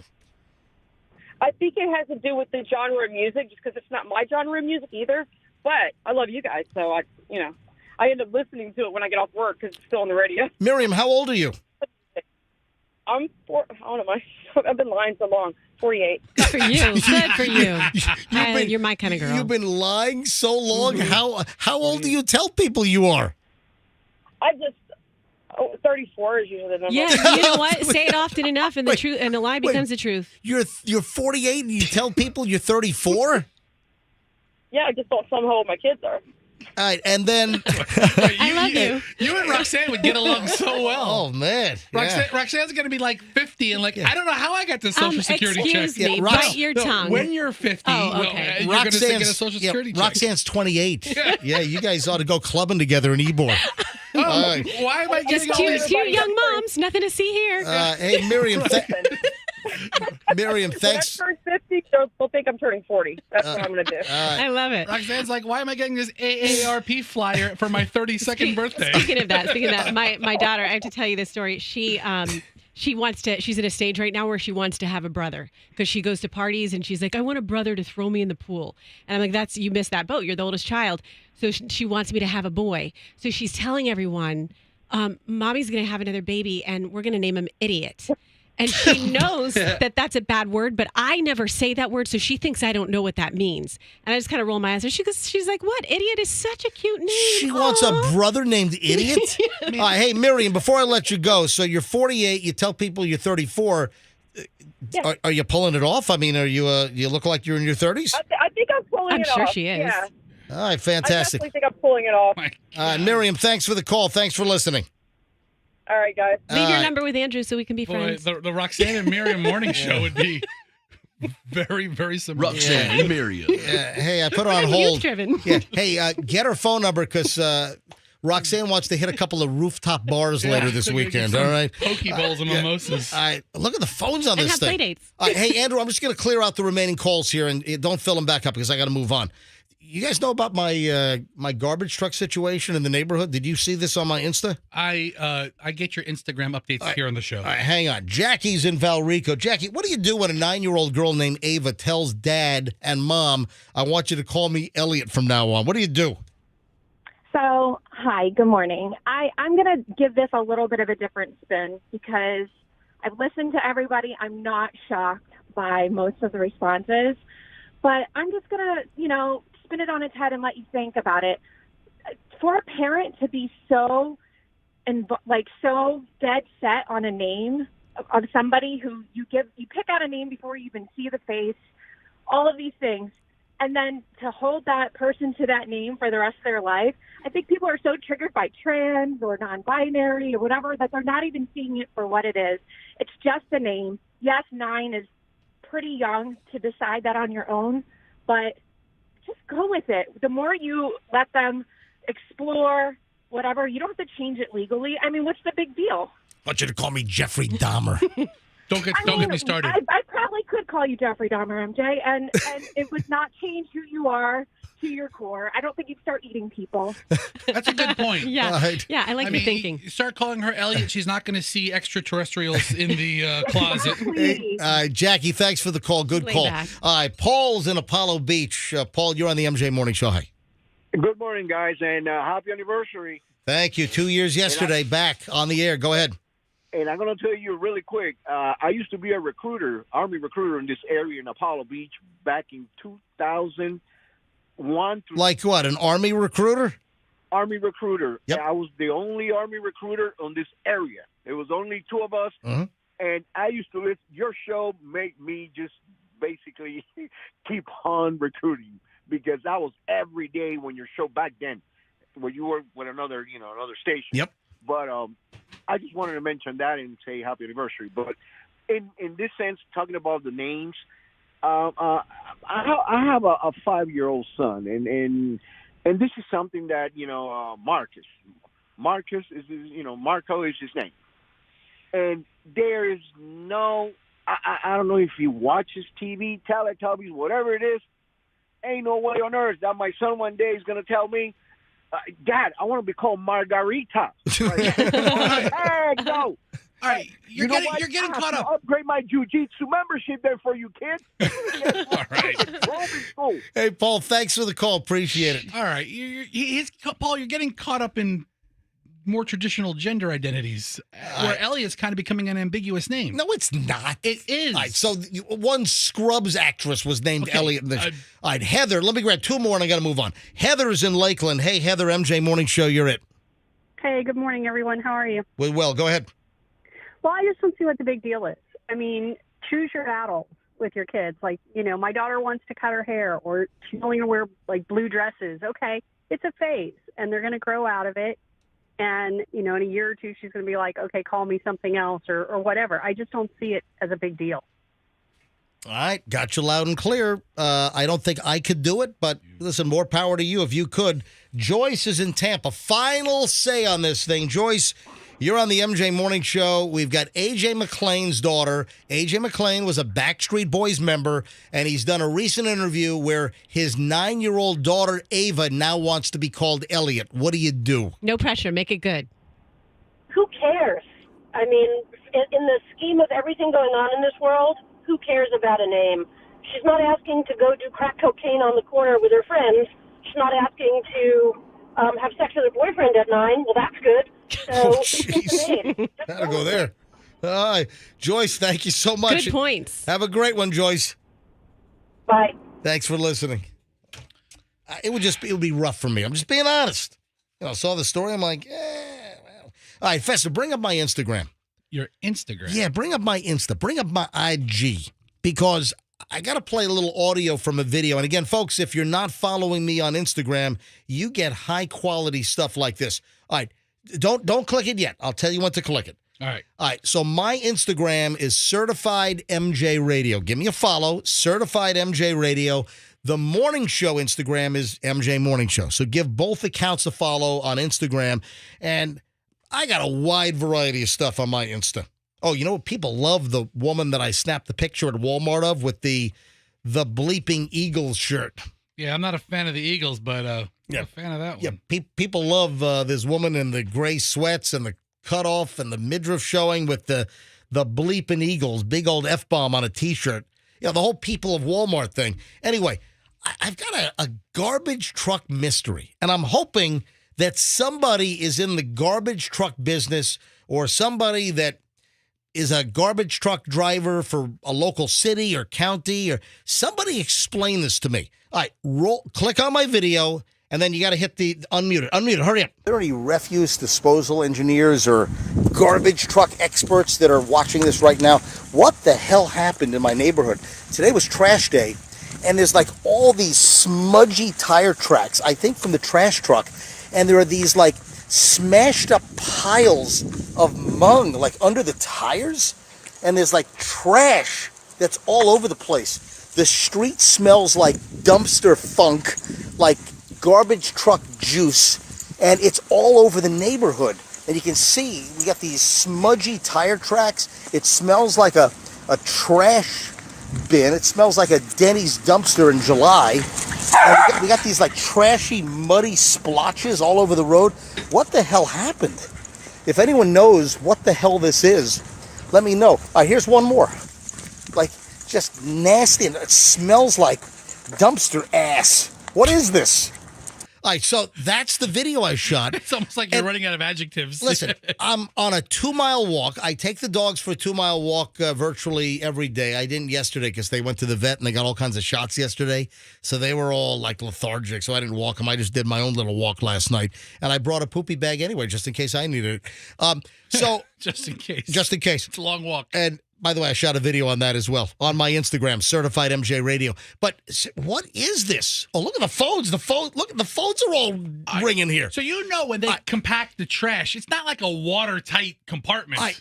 But it's not just the water. There were like these muddy splotches underneath where I think the rear tires would be, like, and then garbage, like smashed cans, and the street, the neighborhood smelled. You ever been inside a Denny's dumpster in the middle of August? Inside? No, man. Yes. Downwind? Yes. That's what I'm talking. You're at an IHOP, you're at a Denny's or something, and you park in the back and you're near the dumpster. You ever cop a whiff of a dumpster with all the food and the dumpster juice like in the middle of the summertime? My whole neighborhood smelled like this on trash day, which was Tuesday. And I'm like, what is going on? But it was like all 2 miles of my walk, there were tire tracks of the dumpster juice and then muddy splotches with trash. It was all throughout the neighborhood. How does that happen? Did it lose its load? Was it just dropping stuff? I can't explain it. I don't understand it. But they need, like, the city needs to come out and clean it up. It's a mess. Plus, we're out of the rainy season now. Oh, yeah, the city's going to get right on that. You know, I don't know the next time we're going to have rain. It's like the rainy season it's over with the hurricane exiting. Rainy season. So I don't know how long the neighborhood's going to smell like this. The street's all messed up. All right, look at this. I didn't even give out the phone number. My dumpster lines are jammed here.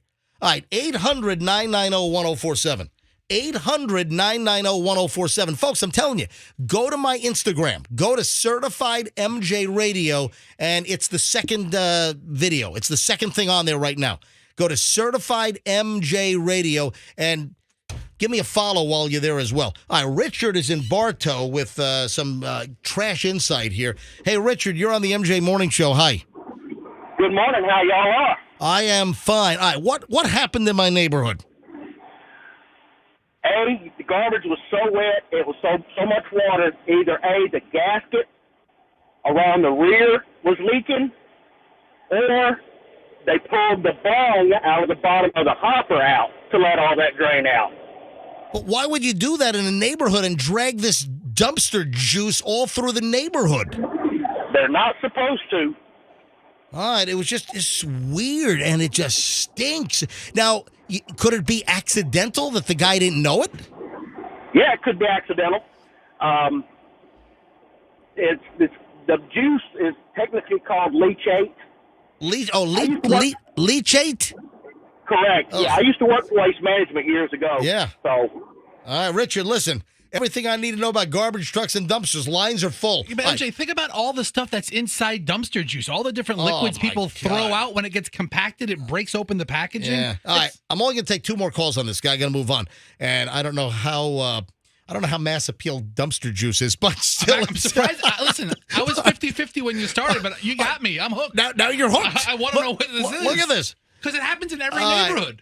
Gator is out in Plant City. Gator, you're on the MJ Morning Show. Hi. Yeah, I used to work for Waste Management about 30 years ago. Uh-huh. What it sounds like is more than likely it's a maintenance issue where the floor has probably gotten holes in it, and when they compact it, it's shooting it through the holes and dropping it down. The tires are running over it, spreading it all over the place. And then, the only real way to fix that is to have them replace the floor, but you need to call and let them know that it's happened in your area so they can look at the truck. Yeah, I tell you, hey, thank you, Gator. Man, I'm getting great calls on this. I mean, we have all kinds of dumpster and garbage truck experts calling in.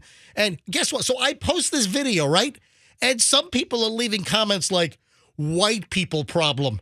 Or, oh my God, some dumpster juice in your aristocratic neighborhood. I'm like, wait a second, why are you attacking me? No, you're just observing. They're not wrong either, but yeah. I mean, it happens in every neighborhood. Get out of here. All right, one more call on this. Corey's in Bradenton. Hello, Corey. You're on the MJ Morning Show. Hello. Hey, good morning. Hey. So I drive commercial garbage. Yep. And so we always make sure that our rear seal is sealed tight so that when we're compacting, nothing's coming out.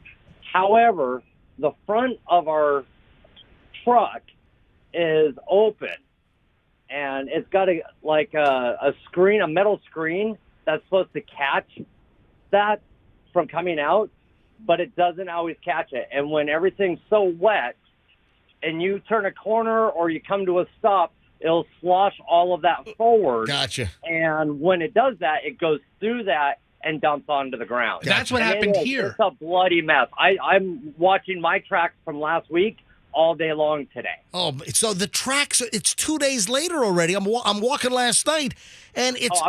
I'm looking at my tracks from last week with the food still on it. Oh, my God. That's what happened in your neighborhood, MJ, because the splotches are where the vehicle would stop. Yeah, exactly. And then it sloshes forward, a little spills out. Because of all that water in there, it's getting that splash effect when you come to a stop. All right, Corey, thanks for the call, man. Look at Yuck. this.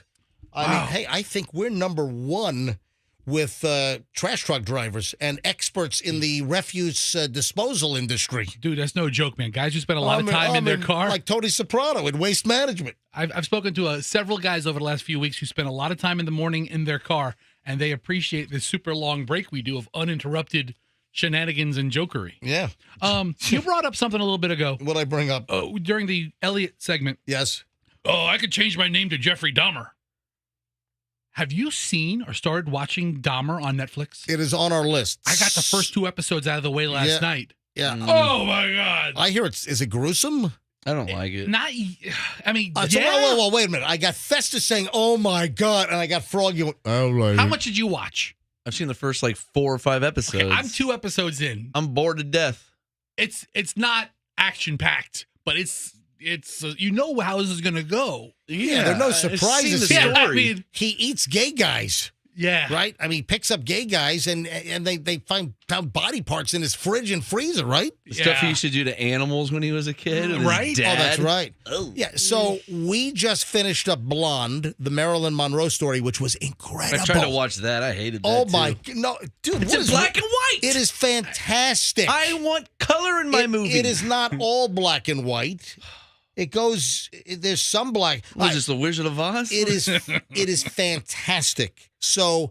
I highly recommend Blonde, the Marilyn Monroe story. If you got 3 hours to kill, go ahead and watch it. And then we're finishing up on Stranger Things Season 4. Oh, I hated that show. Dude, is there anything you like on Netflix? I always just end up watching an episode of Seinfeld. That's it. That's not on Netflix anymore, is it? Yes, it is. Oh, it is? It Oh, it is. is. Okay, all right. So What's the one that left? The Office? Friends.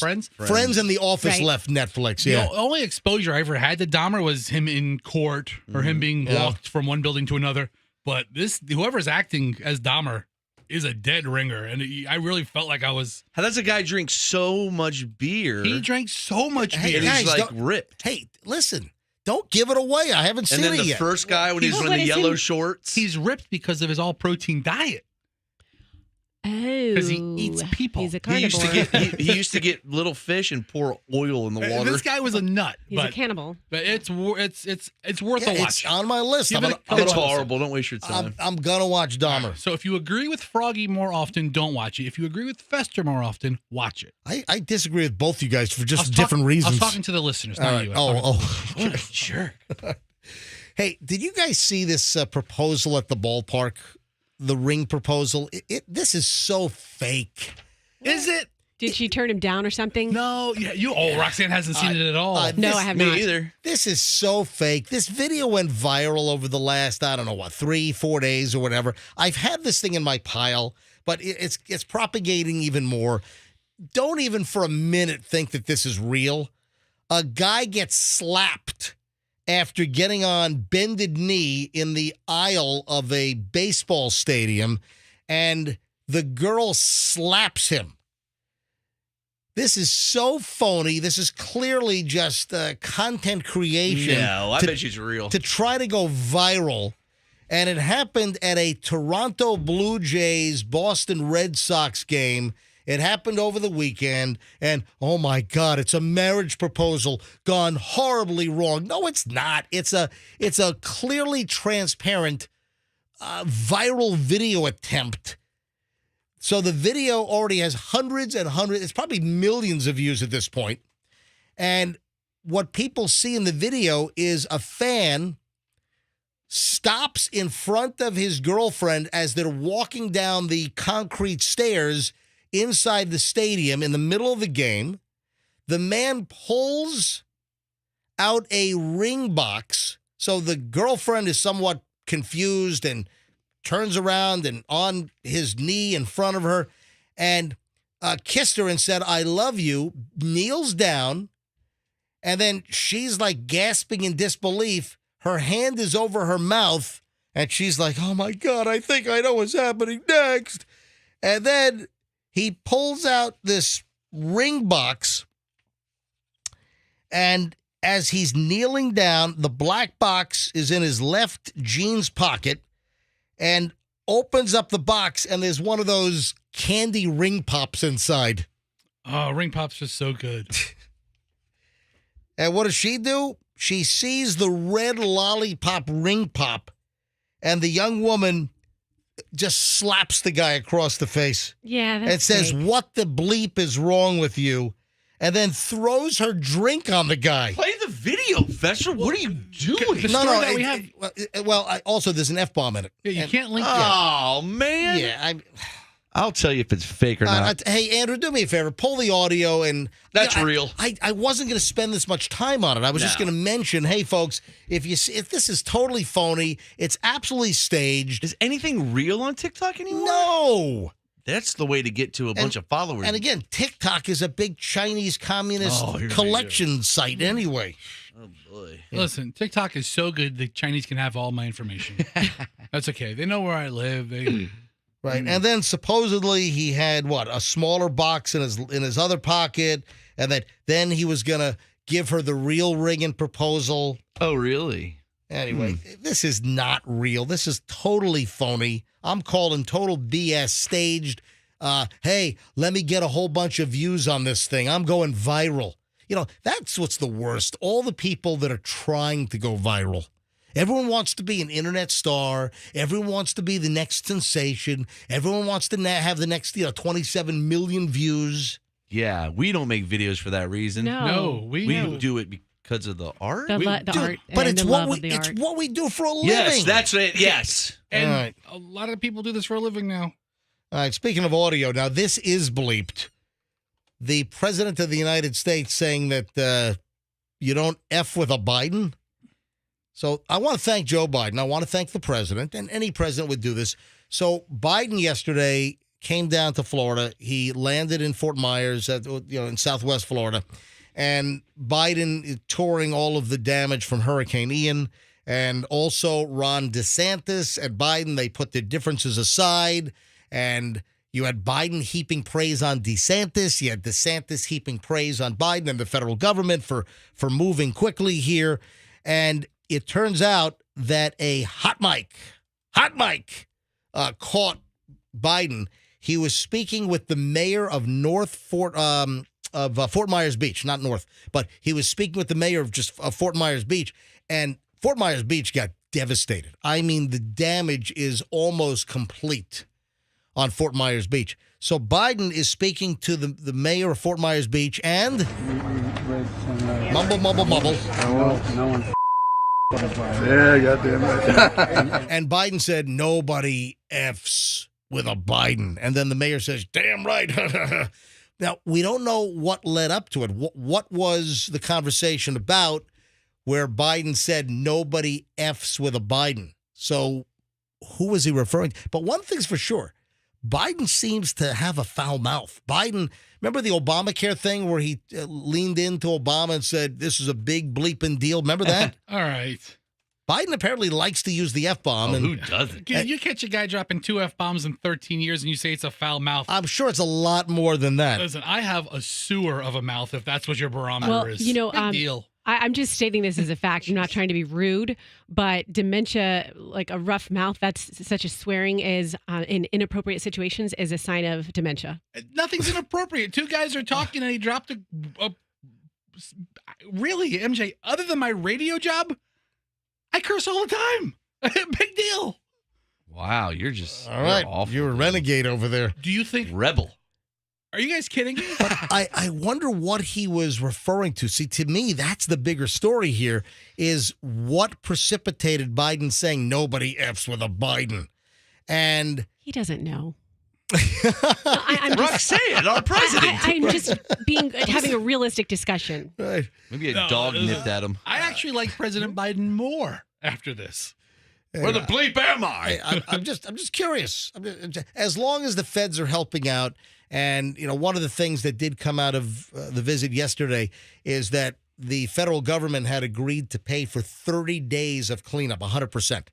And it was expanded yesterday to 60 days. So the federal government is going to pay 100% of cleanup costs now for the next 60 days.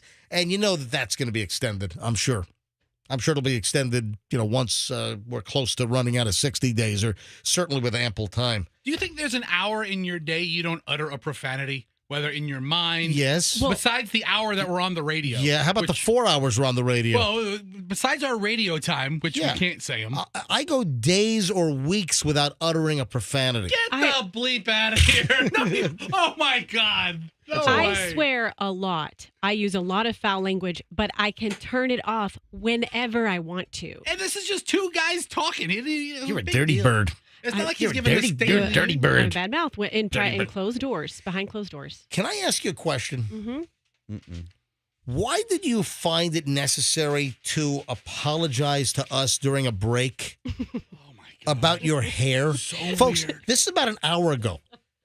And this was just before we started this long chunk of the MJ Morning Show. And folks, if you noticed, we came back at about 7:23, and we have not taken a break since. This is the long chunk of the MJ Morning Show. We do it daily. It's about an hour and 20 minutes of nonstop MJ Morning Show. And Roxanne, during the last commercial break over an hour ago, you're like, guys, I want to apologize for my hair. I haven't had time to get a haircut. What is it about your hair that you think we're disturbed about? I can't tell any what. Because I have superfluous information in my head and I want to pass it on to you so you have it in your head too. I haven't been able to get, things have happened. I was supposed to get it cut during the hurricane and I haven't had my hair cut. I looked at the calendar. It's been 6 months. So it's looking raggedy. I have split ends, and I was just like apologizing Roxanne, to the room. I'm sorry. Maybe I don't study you that closely on a daily basis. Well, first of all, the line of sight in our morning show studio is so bad I can barely see you on any given day. But I don't see anything wrong with your hair. Well, I appreciate that. I was just making a statement. Apologizing. Yes. Guys, I'm so sorry. I haven't gotten my hair cut. Oh, yeah, because I walk in every day. I'm like, oh, my God, it's very tough to work with Roxanne. I don't want to be in the same room with her. She hasn't had her hair cut. The split ends are offensive, but guess what? Next Tuesday. Nobody's Get hair it is taken more care of. offensive than MJ's in here, so let's be straight. Right. I mean, how long has it been since MJ cleaned up his kitchen? We got to move on to Alec Baldwin here. This is just odd. Isn't this strange? It's amazing. But this is weird. as everyone knows, Alec Baldwin pulled the trigger on a gun, and of course he says, "No, I didn't. No, I didn't pull the trigger." He said, no. Like the Bionic Man says no. Well, the trigger wasn't pulled. I didn't pull the trigger. So you never pulled the trigger? No. I would never point a gun at anyone and pull a trigger at them. Never. No. That is. Hey, Andrew, give me the Bionic Man noise. It's in our sound effects library. I was thinking about this last night. It is. It's like the no. Yeah, I mean, hold on. Where's Alec? Where's the ISO of Alec? All right. So there's the Bionic noise. Right. Okay. And then where's? Did you you didn't pull the ISO. Do we just have the no? Yeah, that was it's in somewhere in our catalog. Yeah, that was in the email. It was pull the ISO. Yeah, so he goes no.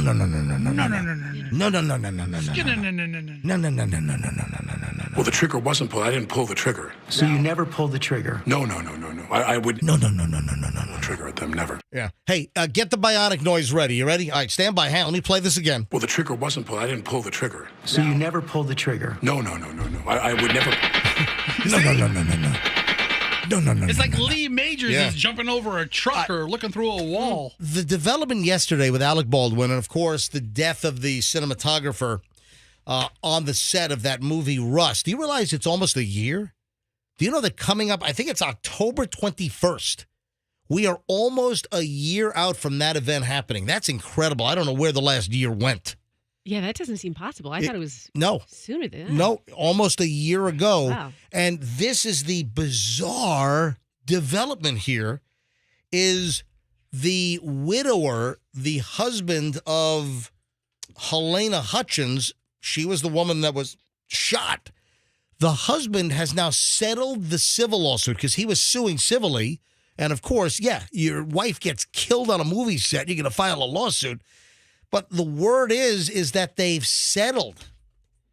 That Rust Movie Productions, LLC, and its Rust star, Alec Baldwin, also a producer, they've reached a settlement with the estate of the cinematographer, Helena Hutchins.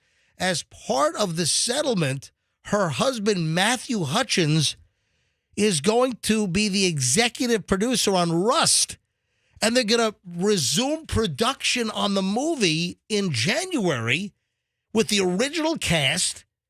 And now the widower, the dead woman's husband, is now going to be an executive producer on the movie. I mean, that's just weird. Don't make the movie. I mean, just put it to rest. What do you do? Do they go back Put to rest the to rest. Do they go back to the set in New Mexico? Yeah. All right, welcome back, everybody. What happens with that church scene where it happened? We had a couple of rewrites, but action. So I mean, come on. The civil suit has been dropped, or they I don't think it's been officially with the county clerk yet, but they want to drop it. And I'm sure money changed hands. I'm sure the guy got some kind of ginormous payout, but also he's going to be the executive producer now.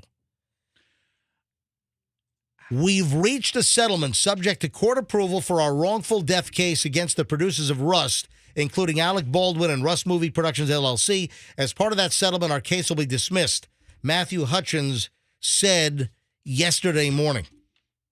And incidentally, the prosecutors out there, they're saying, hey, wait a sec. That's the civil side. There is still a criminal investigation, and the DA out there is saying that situation will have no impact on their investigation and whether there could be charges. Yeah. So he's not off. Yeah, it's been a year. File some charges already in New Mexico. Do you know that Alec Baldwin is running around telling everyone, my lawyers are saying that I can't be charged. I'm not going to be charged. My lawyers are saying, No. Is he really that confident? Seriously, yeah. And there are multiple stories about that Alec Baldwin has been telling everyone that all of his lawyers, his advisors are saying there's no way that he could be charged. But the DA out there is saying no impact on the fact that now the husband of the dead lady is now going to be an executive producer, and that's the civil matter. And the statement is the proposed settlement announced today in Matthew Hutchins' wrongful death case against Rust movie producers, including Alec Baldwin and the death of Helena Hutchins, will have no impact on the district attorney, Mary Carmack Altweiss's ongoing investigation or her ultimate decision whether to file criminal charges in the case. No. And that's according to the spokesperson for the Office of the First Judicial District Attorney, State of New Mexico, telling Fox Digital. How long does it take to file charges? No. The investigation's been almost a year. Yeah. So far, Alex's lawyers are right. No. Yes. Good lawyers. Just a weird case that the husband's joining as executive producer. Well, so is that a way for the family to collect royalties? That's exactly what I was thinking. He's going to make money into the future. If the movie is a hit, is the movie going to even be? Are people going to be morbidly attracted to this movie because, of course, a lady died? One of the cinematographers died on the movie set. No. Coffee's for killers. I mean closers. No. Maybe. No. All right. Speaking of the entertainment industry, oh man, this is going to go for a lot of money. Tony Soprano's Cadillac Escalade. Oh, the white one is up for sale. What about the red Suburban? Yeah. Hey, do you have some Sopranos music in there? No, this is the white Escalade. A Cadillac Escalade used during The Sopranos, up for sale. A white 2003 Cadillac Escalade SUV is being offered by Import One Motorsport in Pipersville, Pennsylvania. It's got 110,939 miles on it. Wow. It's low miles for a 20-year-old car. Yeah, fully loaded, power side steps, tri-zone climate control, a Bose audio system. Does it come with the Bolt security guard that you should drive him around? And there are 3 Gandolfini signatures can be found on the glove compartment door, the back of the driver's seat headrest, and on the driver's sun visor, where he wrote, "Thanks for the truck." I signed it everywhere. Yeah. So listen to this. The last time the Tony Soprano's white Escalade sold, it was sold by RR Auctions back in 2015. This thing went for $119,777. Now, I know that the used car prices have been going up. Yeah, not that much, though.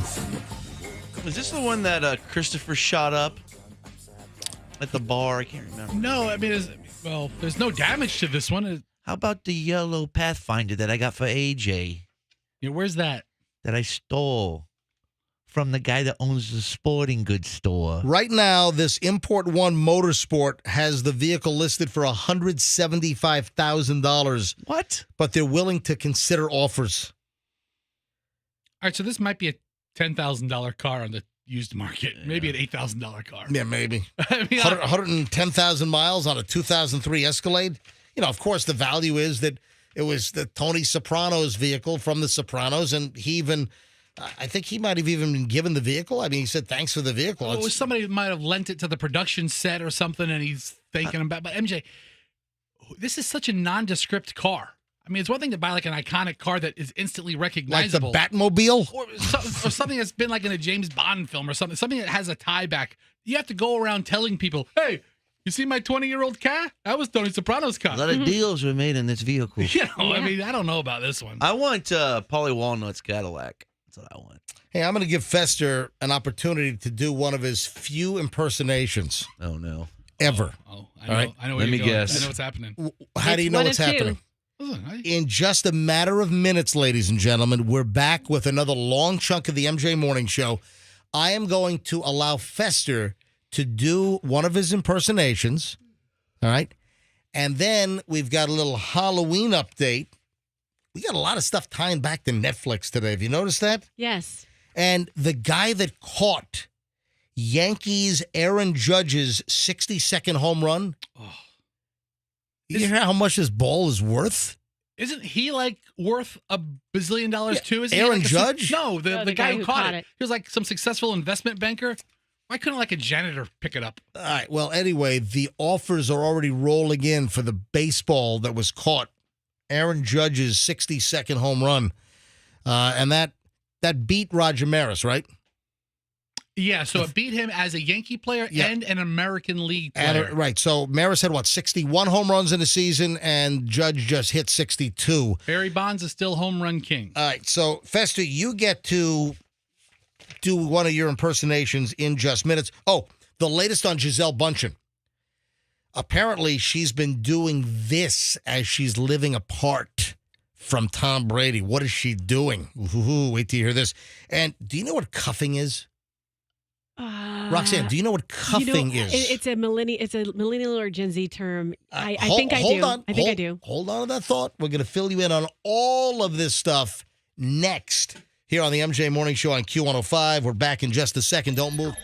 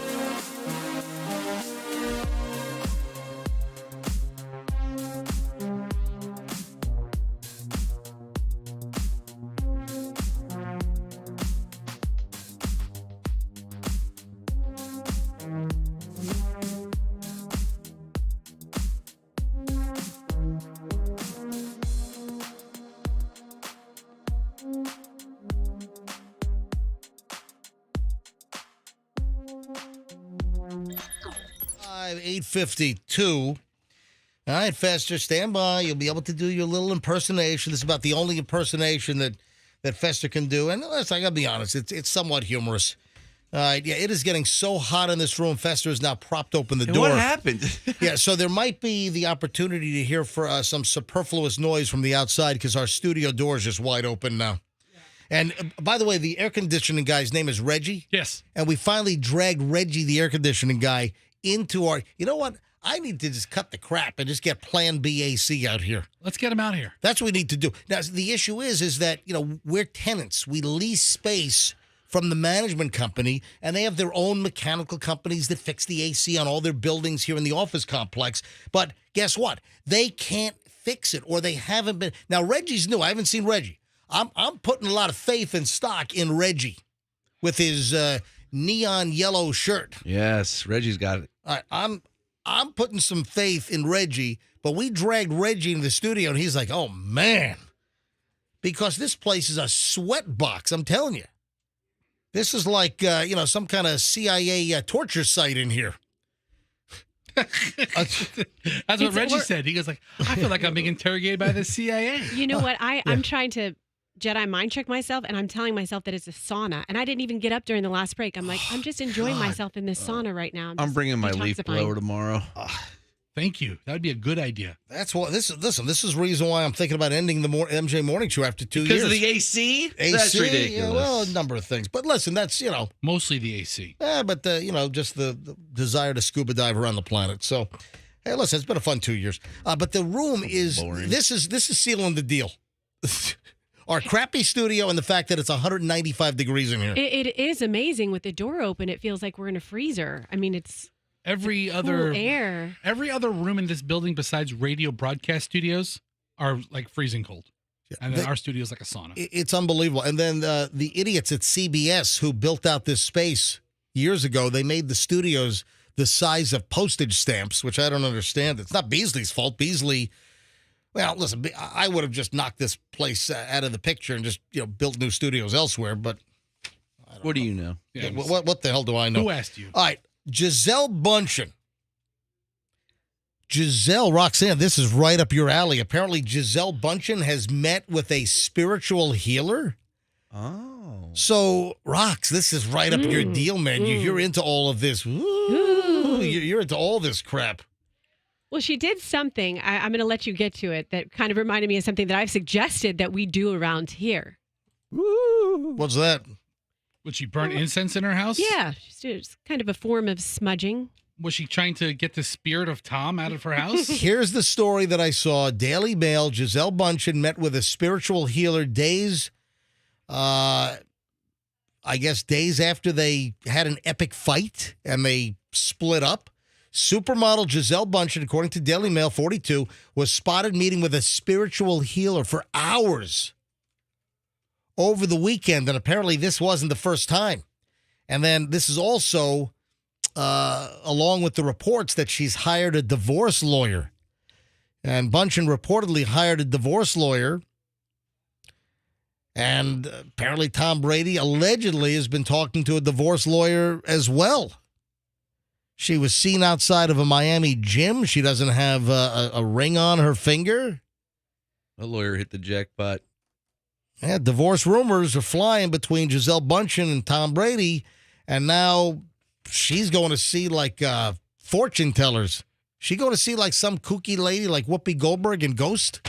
Who's she going to see? Yeah. Is it a shaman? I mean, who is she seeing, Yeah. Roxanne? She's seeing Miss Cleo with a fruit basket on top of her head. Can I have one of those bananas, please?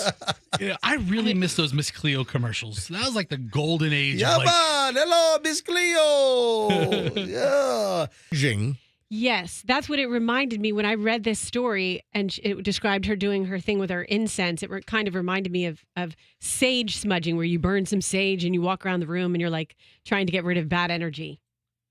Yeah, with a big joint looking thing. Yes. Yeah. And by the way, Roxanne revealed not too long ago that she goes around her house with burning sage to filter the smoke throughout her house to purge the evil spirits I didn't say evil spirits. I said bad energy. The bad There's a mojo, difference. the bad juju or karma, whatever the hell it is. It's not like I do it every... How often? How often do you go around your home? I mean, when we talked about it, it reminded me to do it. So I did it like whenever we talked about it a couple months ago. Is And this prior like- to that, is- I did it like a couple years prior to that. All right, so is this like changing out the air filters in your air conditioning system? Kinda, yeah. Is it like every once in a while? Is that the sort of thing like, what is it? Oh, when clocks go forward and clocks go back, you're supposed to change the batteries in your smoke detector?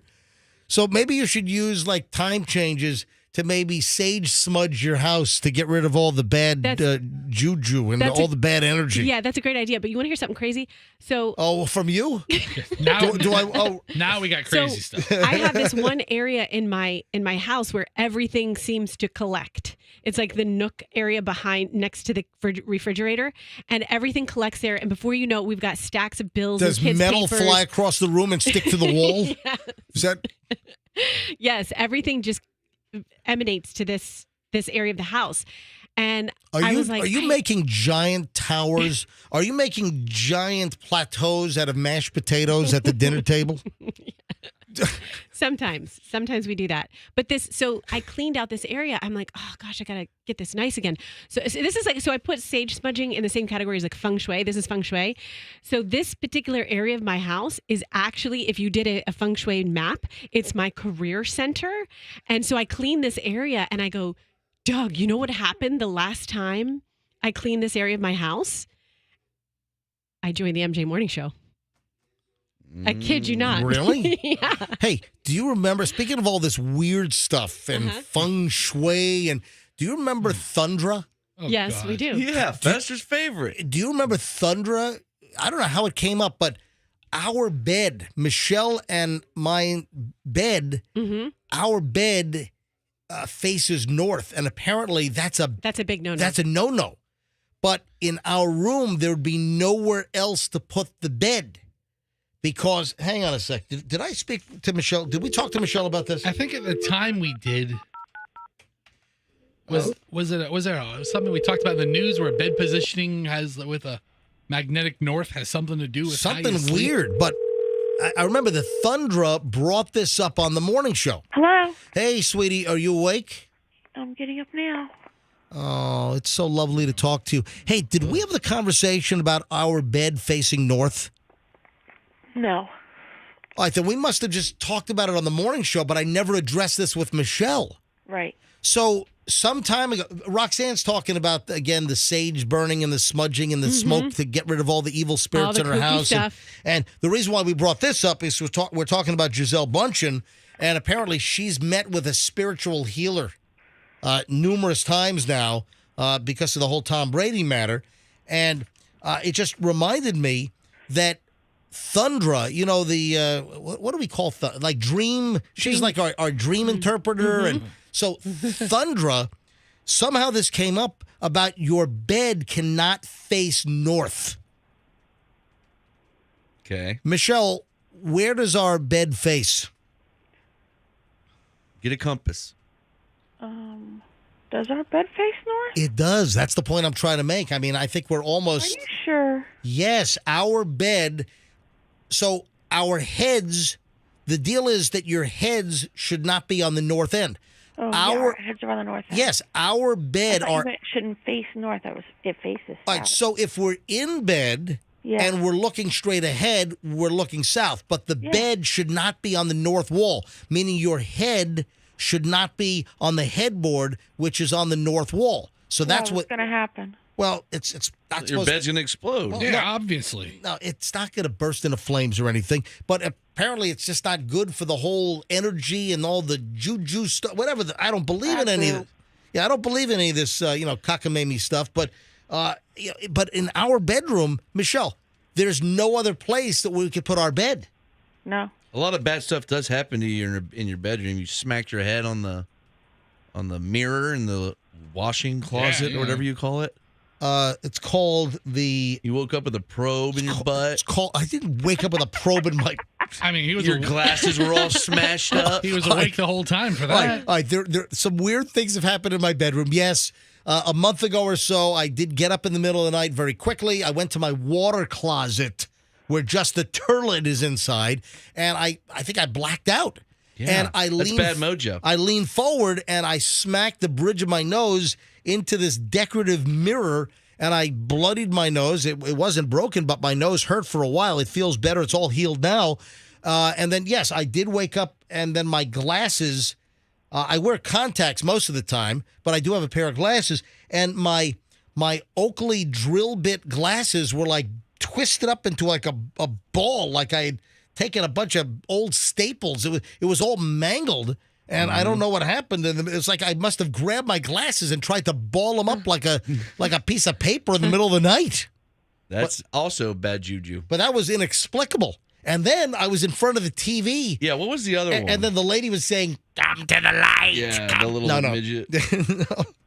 No. It was something else. But Michelle, seriously, if we had some like weirdo expert came into our house, oh, your bed can't be here. I don't know where the hell else our bed goes, the way our bedroom is designed. It doesn't. See, that's the point. So one of our texters just texted and said, I've heard that the bed facing north is good. So here's the thing. So which way does your bed face? It faces okay, if we're lying in bed, your heads are to the north, your feet are to the south. Exactly. Okay. And your bed is not supposed to be on the north wall. Your bed is not supposed to be headed north, and that's where our bed is headed. Our bed is headed north.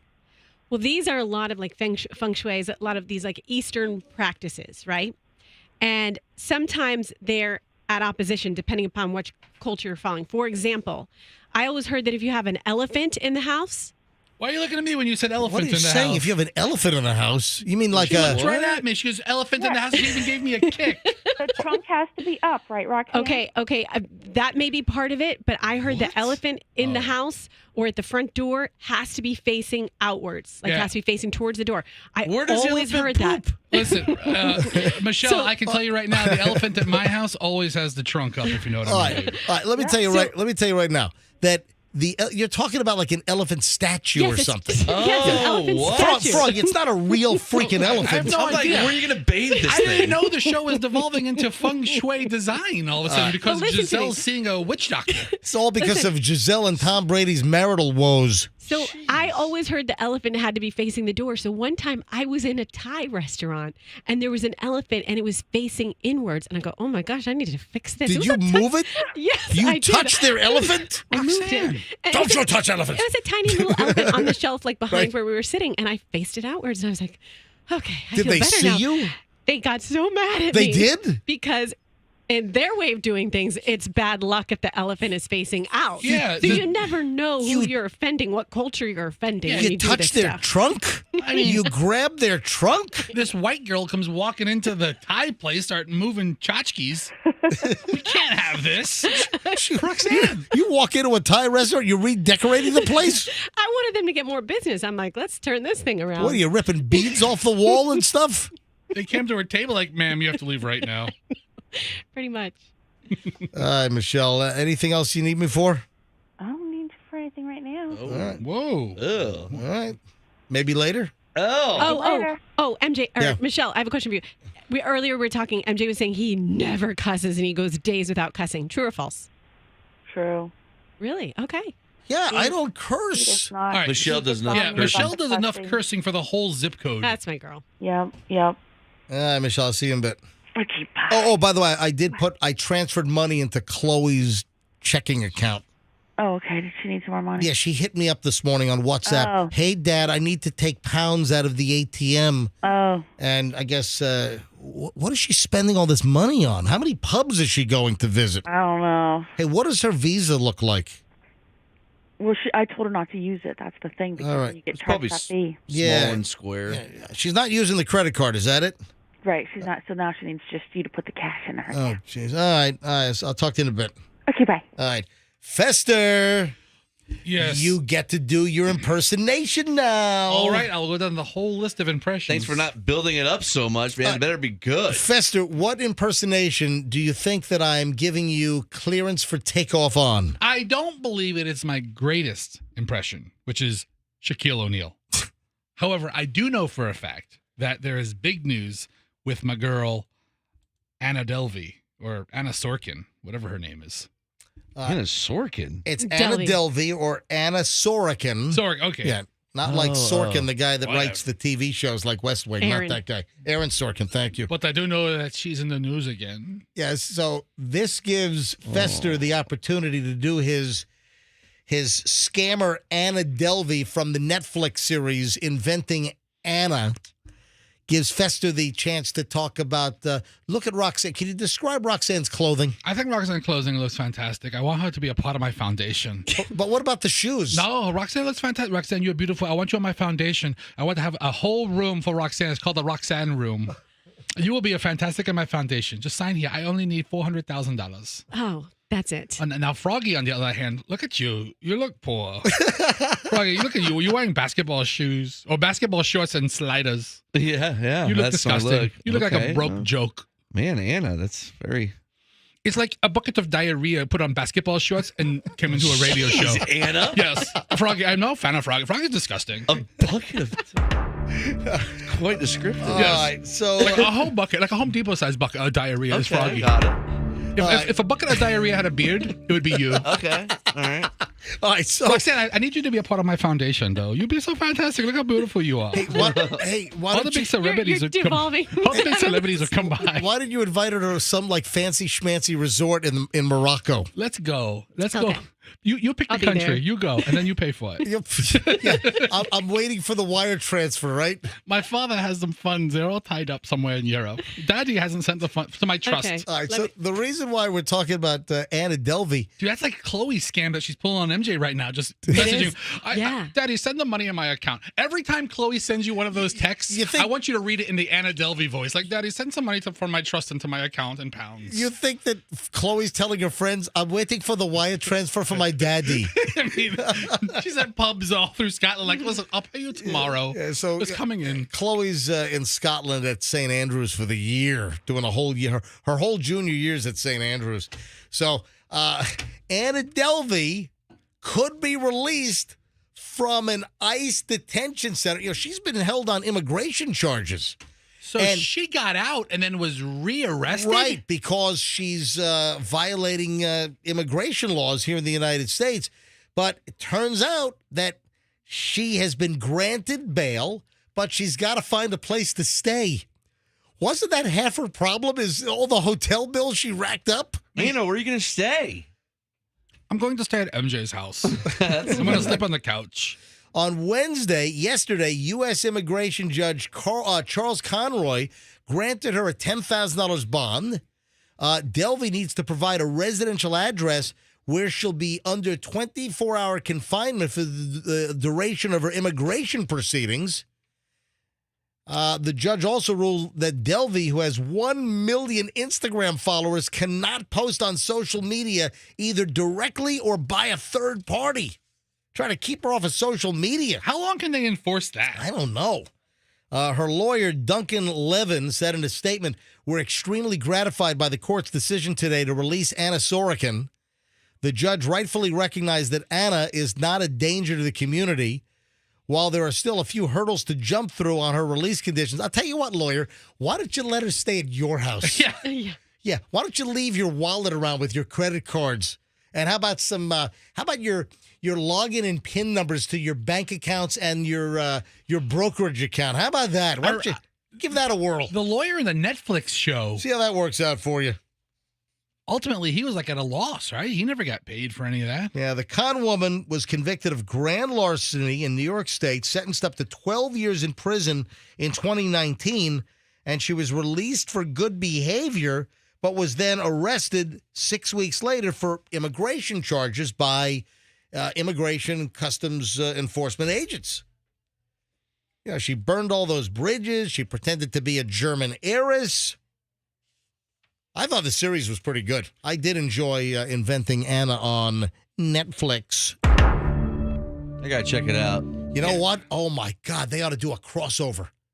Jeffrey Dahmer and Anna. A mashup. Yeah, doing Jeffrey Dahmer with Anna Delvey. Dahmer Delvey. Oh, yes. Oh, wow. Anna. Coming soon to Netflix. You want to come to my apartment, Yeah. Anna? Listen to this. Anyone that hounds Anna for repayment, Dahmer eats them. Hold on, wait right here. What do you think? I'm going to have my consigliere, Jeffrey Dahmer, come visit you. He will pay the bill, don't you worry. That's a great racket. Oh, man. All right. And then cuffing. Do you know what cuffing is? Yeah, it's in it's the fall and winter season when we're because it's cold and flu season. God, why are you coughing all over the room? Cover your mouth. You're coughing all over the room. Wow. That's so bad. This room is hot like an incubator to begin with. And now you're coughing all over the place. There's my germs. See the for everybody. germs everywhere. It's like you have SARS or something, just hocking up a lung over here. It's not. It's not. I know. I know what it is. I didn't say coughing. I said cuffing. I was joking. So what's cuffing? It is when you want to be in a relationship in the fall and winter. So people hook up because they want to be settled down for, I guess, I don't know the reason. I don't know. Would you want to snuggle with somebody when it's cold? Do you want to spend holidays with someone? No. It's because you just celebrated Hot Girl Summer and got all the extracurriculars out of the way. Anyway, so you're and ready now it's present season. I saw the story. I saw the story that cuffing season is upon us. So what is cuffing season? For those that are not familiar with cuffing season, usually takes place in the colder months, the cooler, colder seasons. And most millennials, I guess this is a millennial thing, cuffing, it is. Cuffing. That's how I learned about it, because I saw my cousin post about it, and I was like, what's that? And the millennials, they want to settle down, they want to have a relationship, and it's like cuffing. Was it like the birds flying south for the winter? So That's about it. The millennials want to cuff? So you have somebody to take home for Thanksgiving and Christmas, maybe, then Valentine's Day, and then like around Easter time, you break up and you party all summer. Or Valentine's Day. I thought it was when you take your pants and you just turn them up into cuffs. Yeah, they do that too. You know, you get a suit like custom tailored. They ask you on your pants. They want to know you want cuffs or no cuffs. All right, so that is usually but that's not what it is. It's usually a shorter man's problem too, to just cuff up jeans. What are you talking Anytime about? you see a guy in Levi's that are cuffed up, you know he's probably not, tall. Oh, and you can't MJ's look at them. You can't look at them and tell them that they're not tall. MJ's mom spent her life hemming his pants. Froggy, do you get pleasure? Do you get pleasure? Because you were short. See, when I was a kid, I was so chubby that my waist was so big that the legs were always super long. And my grandmother folded in the hem and then put duct tape and then ironed it. Oh, gosh. That is so lazy. Cuffing season is upon us as we get into the fall and the winter's ahead. So now you know what cuffing season is all about. And it tends to be like more of a millennial deal. I thought cuffing season was like deer season or something. I thought it would be guns involved. Hey, did we ever finish up the talk about the guy that caught we got off on a tangent. We were talking about the guy that caught Aaron Judge's 60-second home run ball, which now is the record for most home runs in a baseball season in the American League. It was held by Roger Maris since like 1960 or 60, somewhere in the early 60s. And Aaron Judge just beat it by hitting a 60-second home run. And we talked about this earlier about the value of the ball, but did we ever finish the story, or did we got sidetracked somewhere? No, we teased it coming up, but we haven't really gotten into it yet. So it turns out that the ball apparently is worth up to $2 million. Sell it now. And the guy, he kept it. I saw the guy getting escorted out of the ballpark. Was that like it wasn't even at Yankee Stadium. It was like Comerica. I thought it was in Texas. So who were they playing? That's in Chicago, right? Hold on. Comerica's in Detroit. Detroit. What do I know? So wait a minute. I got Texas, I got Chicago, I got Detroit. I don't know. Where the hell were the Yankees playing? Oregon. Obviously, none of us watched the game. Yeah. They were playing in Palau. Am I wrong to ask, last time there was a big home run chase, there was a big scandal involved with it. Am I wrong to say that? What was the scandal? The juicing guys? The guys, they're all. Oh, you mean Mark McGwire and Sammy Sosa? Barry Bonds. Yes. Barry Bonds, all getting juiced now, up. This Aaron Judge guy looks pretty big. No, they say he is clean as a whistle. Really? Yeah, he pees in a cup every 8 minutes. Yeah, they must Wow, he's very hydrated. He's a big man. Like he's very tall and Yeah, but he seems like a nice guy. Seems like a humble, nice guy. I heard he was the biggest jerk. No, on you earth. didn't. He seems like a really, really nice guy. So they were playing the Texas Rangers. There we go. So they were clearly playing in Detroit. Yes. So- They were playing at whatever the name of the stadium is. It was Comerica. No, Comerica's Detroit. Well, where did I see Comerica? I thought I saw. You didn't. Was it somewhere? Oh, it might have been. Yes. Globe Life Field in Arlington. Okay, thank you. Thank you, Andrew. Where the hell did I get Comerica from? No, but it is a park. So. Anyway, so this dude, Corey, what do you say? She's like, it is a park. Yeah, so is Tropicana Field. Thank you. They're all parks. All right. Corey Youman, Youman, he's the dude that caught the lottery ticket baseball. And now, apparently, some memorabilia executive for one of these big memorabilia companies is offering the dude up to $2 million. Yeah, I think I saw, didn't Aaron Judge, he did an interview. He's like, yeah, I'd like to get the ball back. Well, got $50. Got $2 million. That's Carl, by the way, from Breakfast Club. Hey, Carl, can we keep this secret? Got $50. All right. So Corey Youman, he's got the ball, and he's being offered money. And he's getting texts, he's getting emails, and apparently the owner of a sports memorabilia auction house, according to the Associated Press, is offering him up to $2 million for the ball. And, reports have been that the ball is worth somewhere up to $1 million, and here allegedly there's a $2 million offer. Who was the guy that gave a ball back? Oh, it was Tom Brady, football guy.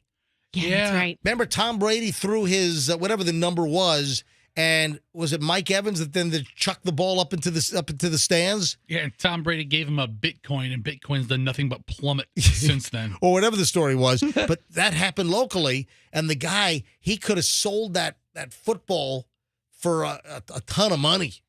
Yeah, listen, I root for a couple of teams, but if I catch a ball that's worth something, I'm not giving it back. Why would, if you instantly have the equivalent of like $1 million scratcher or a $2 million scratcher lottery ticket, why would you, out of the goodness of your heart, these baseball players, these sports athletes, you got Tom Brady making what, $250 million a year or some crazy number?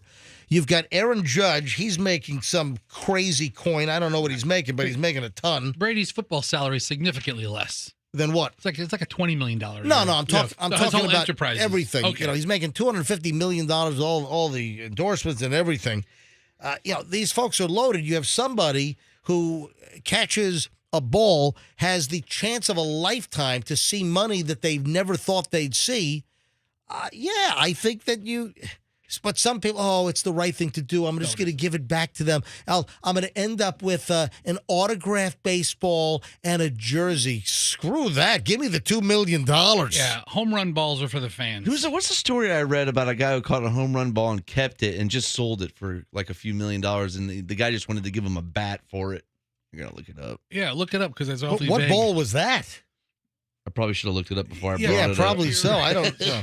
But the dude that caught the ball apparently is pretty well off. Well, he's an investment banker. Right, doesn't mean that. I don't know that that means anything necessarily, but it's not like he's like a butcher at like the HEB.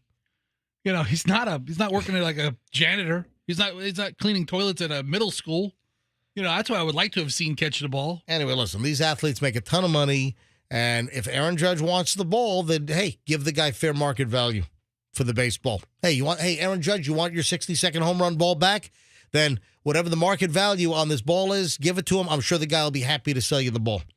I think the story was he caught the Mark McGwire ball, and all he wanted to do was, and Mark McGwire wanted the ball back, and Mark McGwire said, give me the ball. I'm going to jam you in the eyeball with one of my needles. No, he said, all I want to do is meet Mark McGwire, and Mark McGwire said, I don't want to meet him. And the guy, 5 days ago, he sold the ball for $3 million. Hold on. The guy, Mark McGwire. Look at Mark McGwire's 70th home run ball once sold for $3 million. Oh, my God.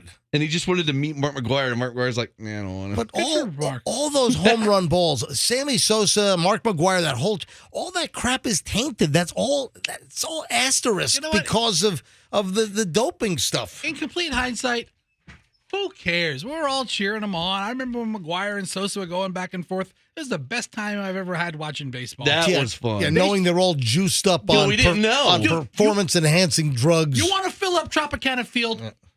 Legalize all the juice. That's what they remember when the Rays had Jose Canseco. Juice they were trying to. Hey, what, every night is Roid Rage night at Tropicana Field? Dude, that would be awesome. I would watch baseball now. I haven't watched a baseball game all season. Rays start postseason tomorrow. I don't even care. Who are they even playing? Who cares? 9:22. It's the MJ Morning Show on Q105. When we get back, we got to talk about Stranger Things. We have an issue. We got a lot of Netflix-related stuff today. No, there's a Halloween display that's causing this huge ruckus in the neighborhood, and Stranger Things is involved, and just a pain in the neck. And then, have you ever heard of an allergic reaction from this? All right, you eat the food. If you're allergic to the food, yeah, you might have the allergic reaction. But can you imagine, or have you ever heard of somebody getting an allergic reaction and having their lips swell up to the size of a toilet seat because of this? All right, hang on.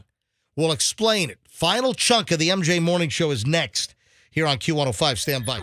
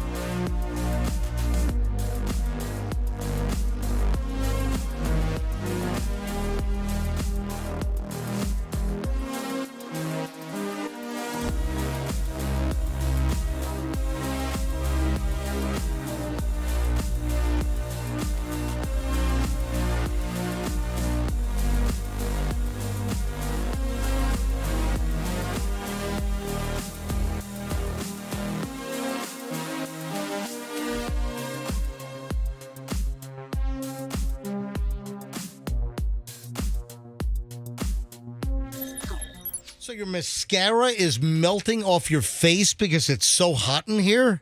That's an indication of the temperature. Yes. Oh, my God. I'm reapplying right now. Usually I don't do this at this time of day, but it's got to be done because of, it's melted down my face. Now, first of all, we are not like a bunch of whiny radio prima donnas down here. And Well, we are, but not in this instance. Well, even the folks at the country station, 2 doors down from us, we got the QIK crew, and their doors open as well. They're sweating bullets as well in there. I mean, it's just... Yeah, those country western people, they love hot, humid stuff.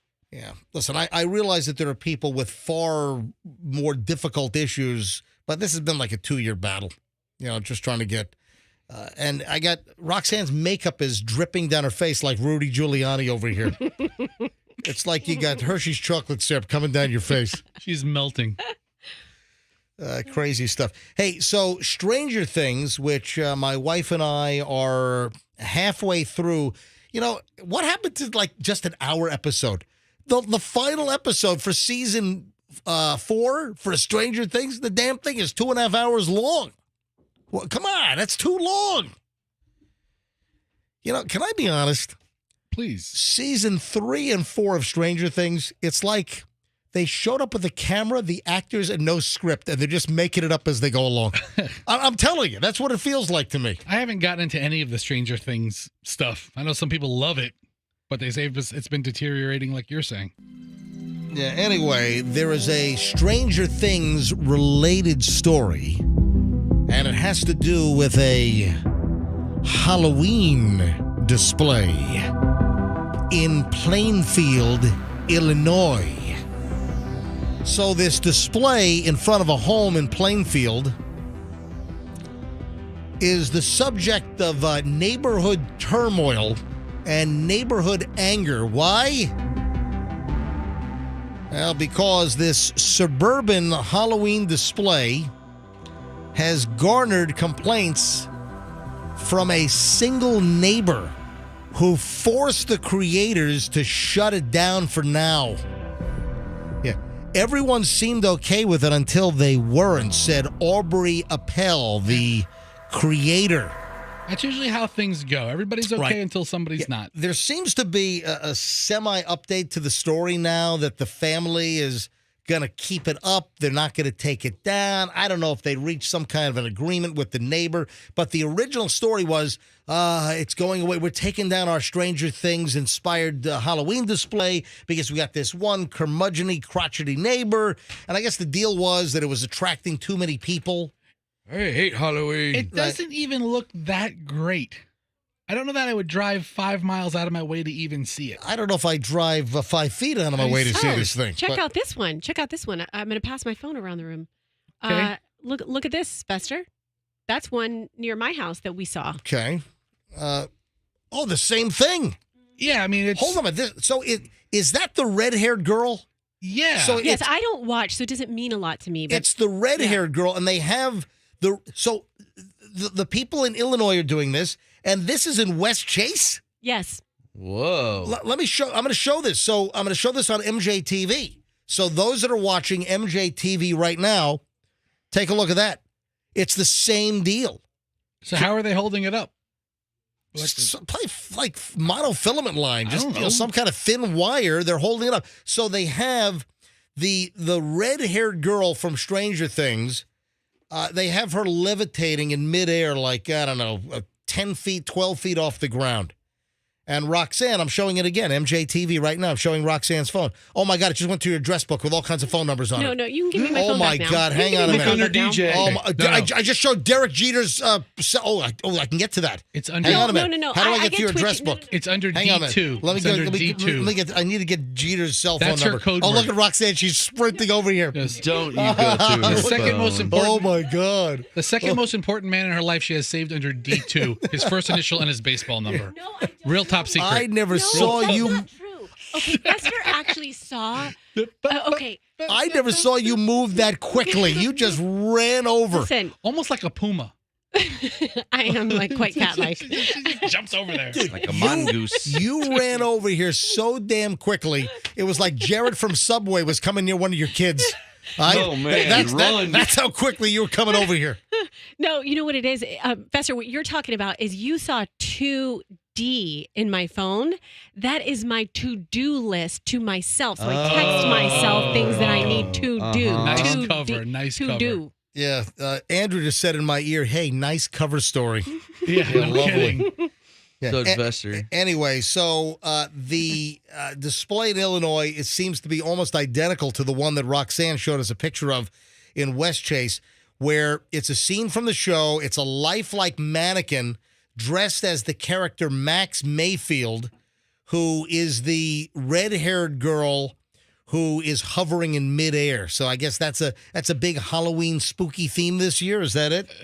All over the United States of America? Hey, speaking of Illinois, MJ, Allison's cousin Binky is visiting from Illinois. Your wife has a cousin named Binky? Yeah, it's a deal. I don't know. I don't get it either. But Binky, isn't that the name for like a pacifier that a kid has? I think that's how she got it. I think Where's my Binky? Her older sister. Oh, don't tell me that your wife's cousin is one of those weirdo kids that was still sucking their thumb when they were 12. No, I don't think that's the case. Although she turned out to be a pretty weird adult, but she is she freaky looking too? No, she's lovely. Okay, but her older sister Erin gave her the nickname Binky because I think it started with a pacifier. However, it's stuck to this current day. She identifies as Binky. Anyway, she's in town visiting. She's a lawyer in a courtroom. They're being represented by Binky. I've got Binky the attorney. Your Honor, I'd like to call Binky to the stand. Yes. No, anyway, she's in town. She's driving to Orlando, and she said, "Hey, I'm finally getting a chance to listen to the morning show." So she's listening. So I'm about to have gallbladder surgery by Dr. Binky. Yes, Dr. Binky to room You just 6. wanted to give Aunt Binky a shout out. Cousin Binky,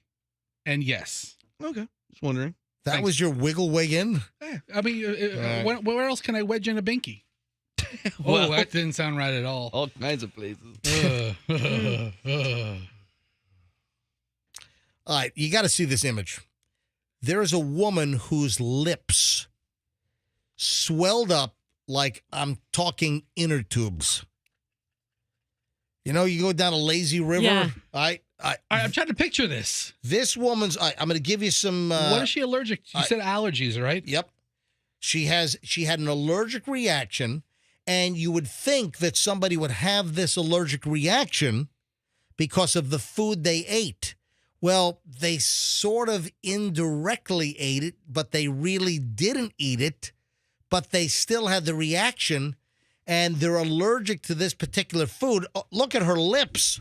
What did she eat? Was it like an oyster or something? She didn't eat anything. She sort of ate it. So think about this. Woman, kiss of death. Her allergic reaction blew up her upper lip. I'm telling you, it's the size of a giant Chrysler. One of those old 70s Chryslers. Her lip swelled. It looks like a caterpillar. Listen, her lip is now 5 times the size of what it should be. You want to know why? Why? I think I know why. She didn't eat the food. So what happened there, Sherlock? She kissed somebody who did eat it. You got it. What a floozy. Her date had shrimp fried rice. Oh. So that goes to show you that maybe her date doesn't chew his food properly. But the remnants is on his lips. But listen to this. No. He didn't even have the shrimp fried rice on the date. Just the breath. He had the shrimp fried rice hours earlier before they even met up. Oh, brush your teeth, bro. Yeah. And so what does that mean? Like, how much spit was he was he licking her lip? Well, here's the deal. 27-year-old Janelle Gonzalez, she noticed that her lips and throat were beginning to itch. And she was lying in bed, and then suddenly her face starts blowing up like when you pull the ripcord on those yellow life preservers on the bottom of your airplane seat. Oh, yeah. You know, yeah. Don't pull the cord to inflate until you exit the aircraft. Absolutely. Yeah, wait till you get into the water after the unlikely event of a water landing. I'll sit next to her on a flight that's going down. All right, so would I. So, I mean, listen, I could hang on to her face, and that's lazy river material right there. I don't need an inner tube. I got her lip. All right, so the deal is she found out that her date had shrimp fried rice hours before meeting up, and they were kissing. They had a bit of a makeout session. Dude, this is disgusting. And it was remnants of the shrimp, the shellfish, which she's allergic to. So the shellfish, just the remnants still floating around in the guy's mouth. Ew, they're kissing, and she's like, "Did you have shellfish for dinner?" Are those U12s I'm tasting right now? I mean, how would you even know that? Oh, did you have milk and a couple cigarettes before we made out? God. Shrimp from lunch. I mean, Beef jerky from like he 2 brushes days his ago. teeth, it's still on his lips. I Anyway, guess. her lips swelled up like a pool raft. I'm telling you. Horrible. Yep. All because of a kiss. Did they go on a second date? Is it wrong to say it's a good look for her? With yuck mouth? The kiss of death. She's a beautiful woman. Yeah. Yeah. Oh, she's very attractive. She's very cute. And her lip in the picture is 5-6 times the size. It exploded. I mean, that thing, you know what? If you took a toothpick, that thing would go, would pop, and she'd go flying all over the place. Absolutely. Anything else, guys? Oh, that went fast. Yeah, can you believe it? Are we done already? It is now 9:42 at the MJ Morning Show. Hey, before we get out of here, guys, think of some last-minute things.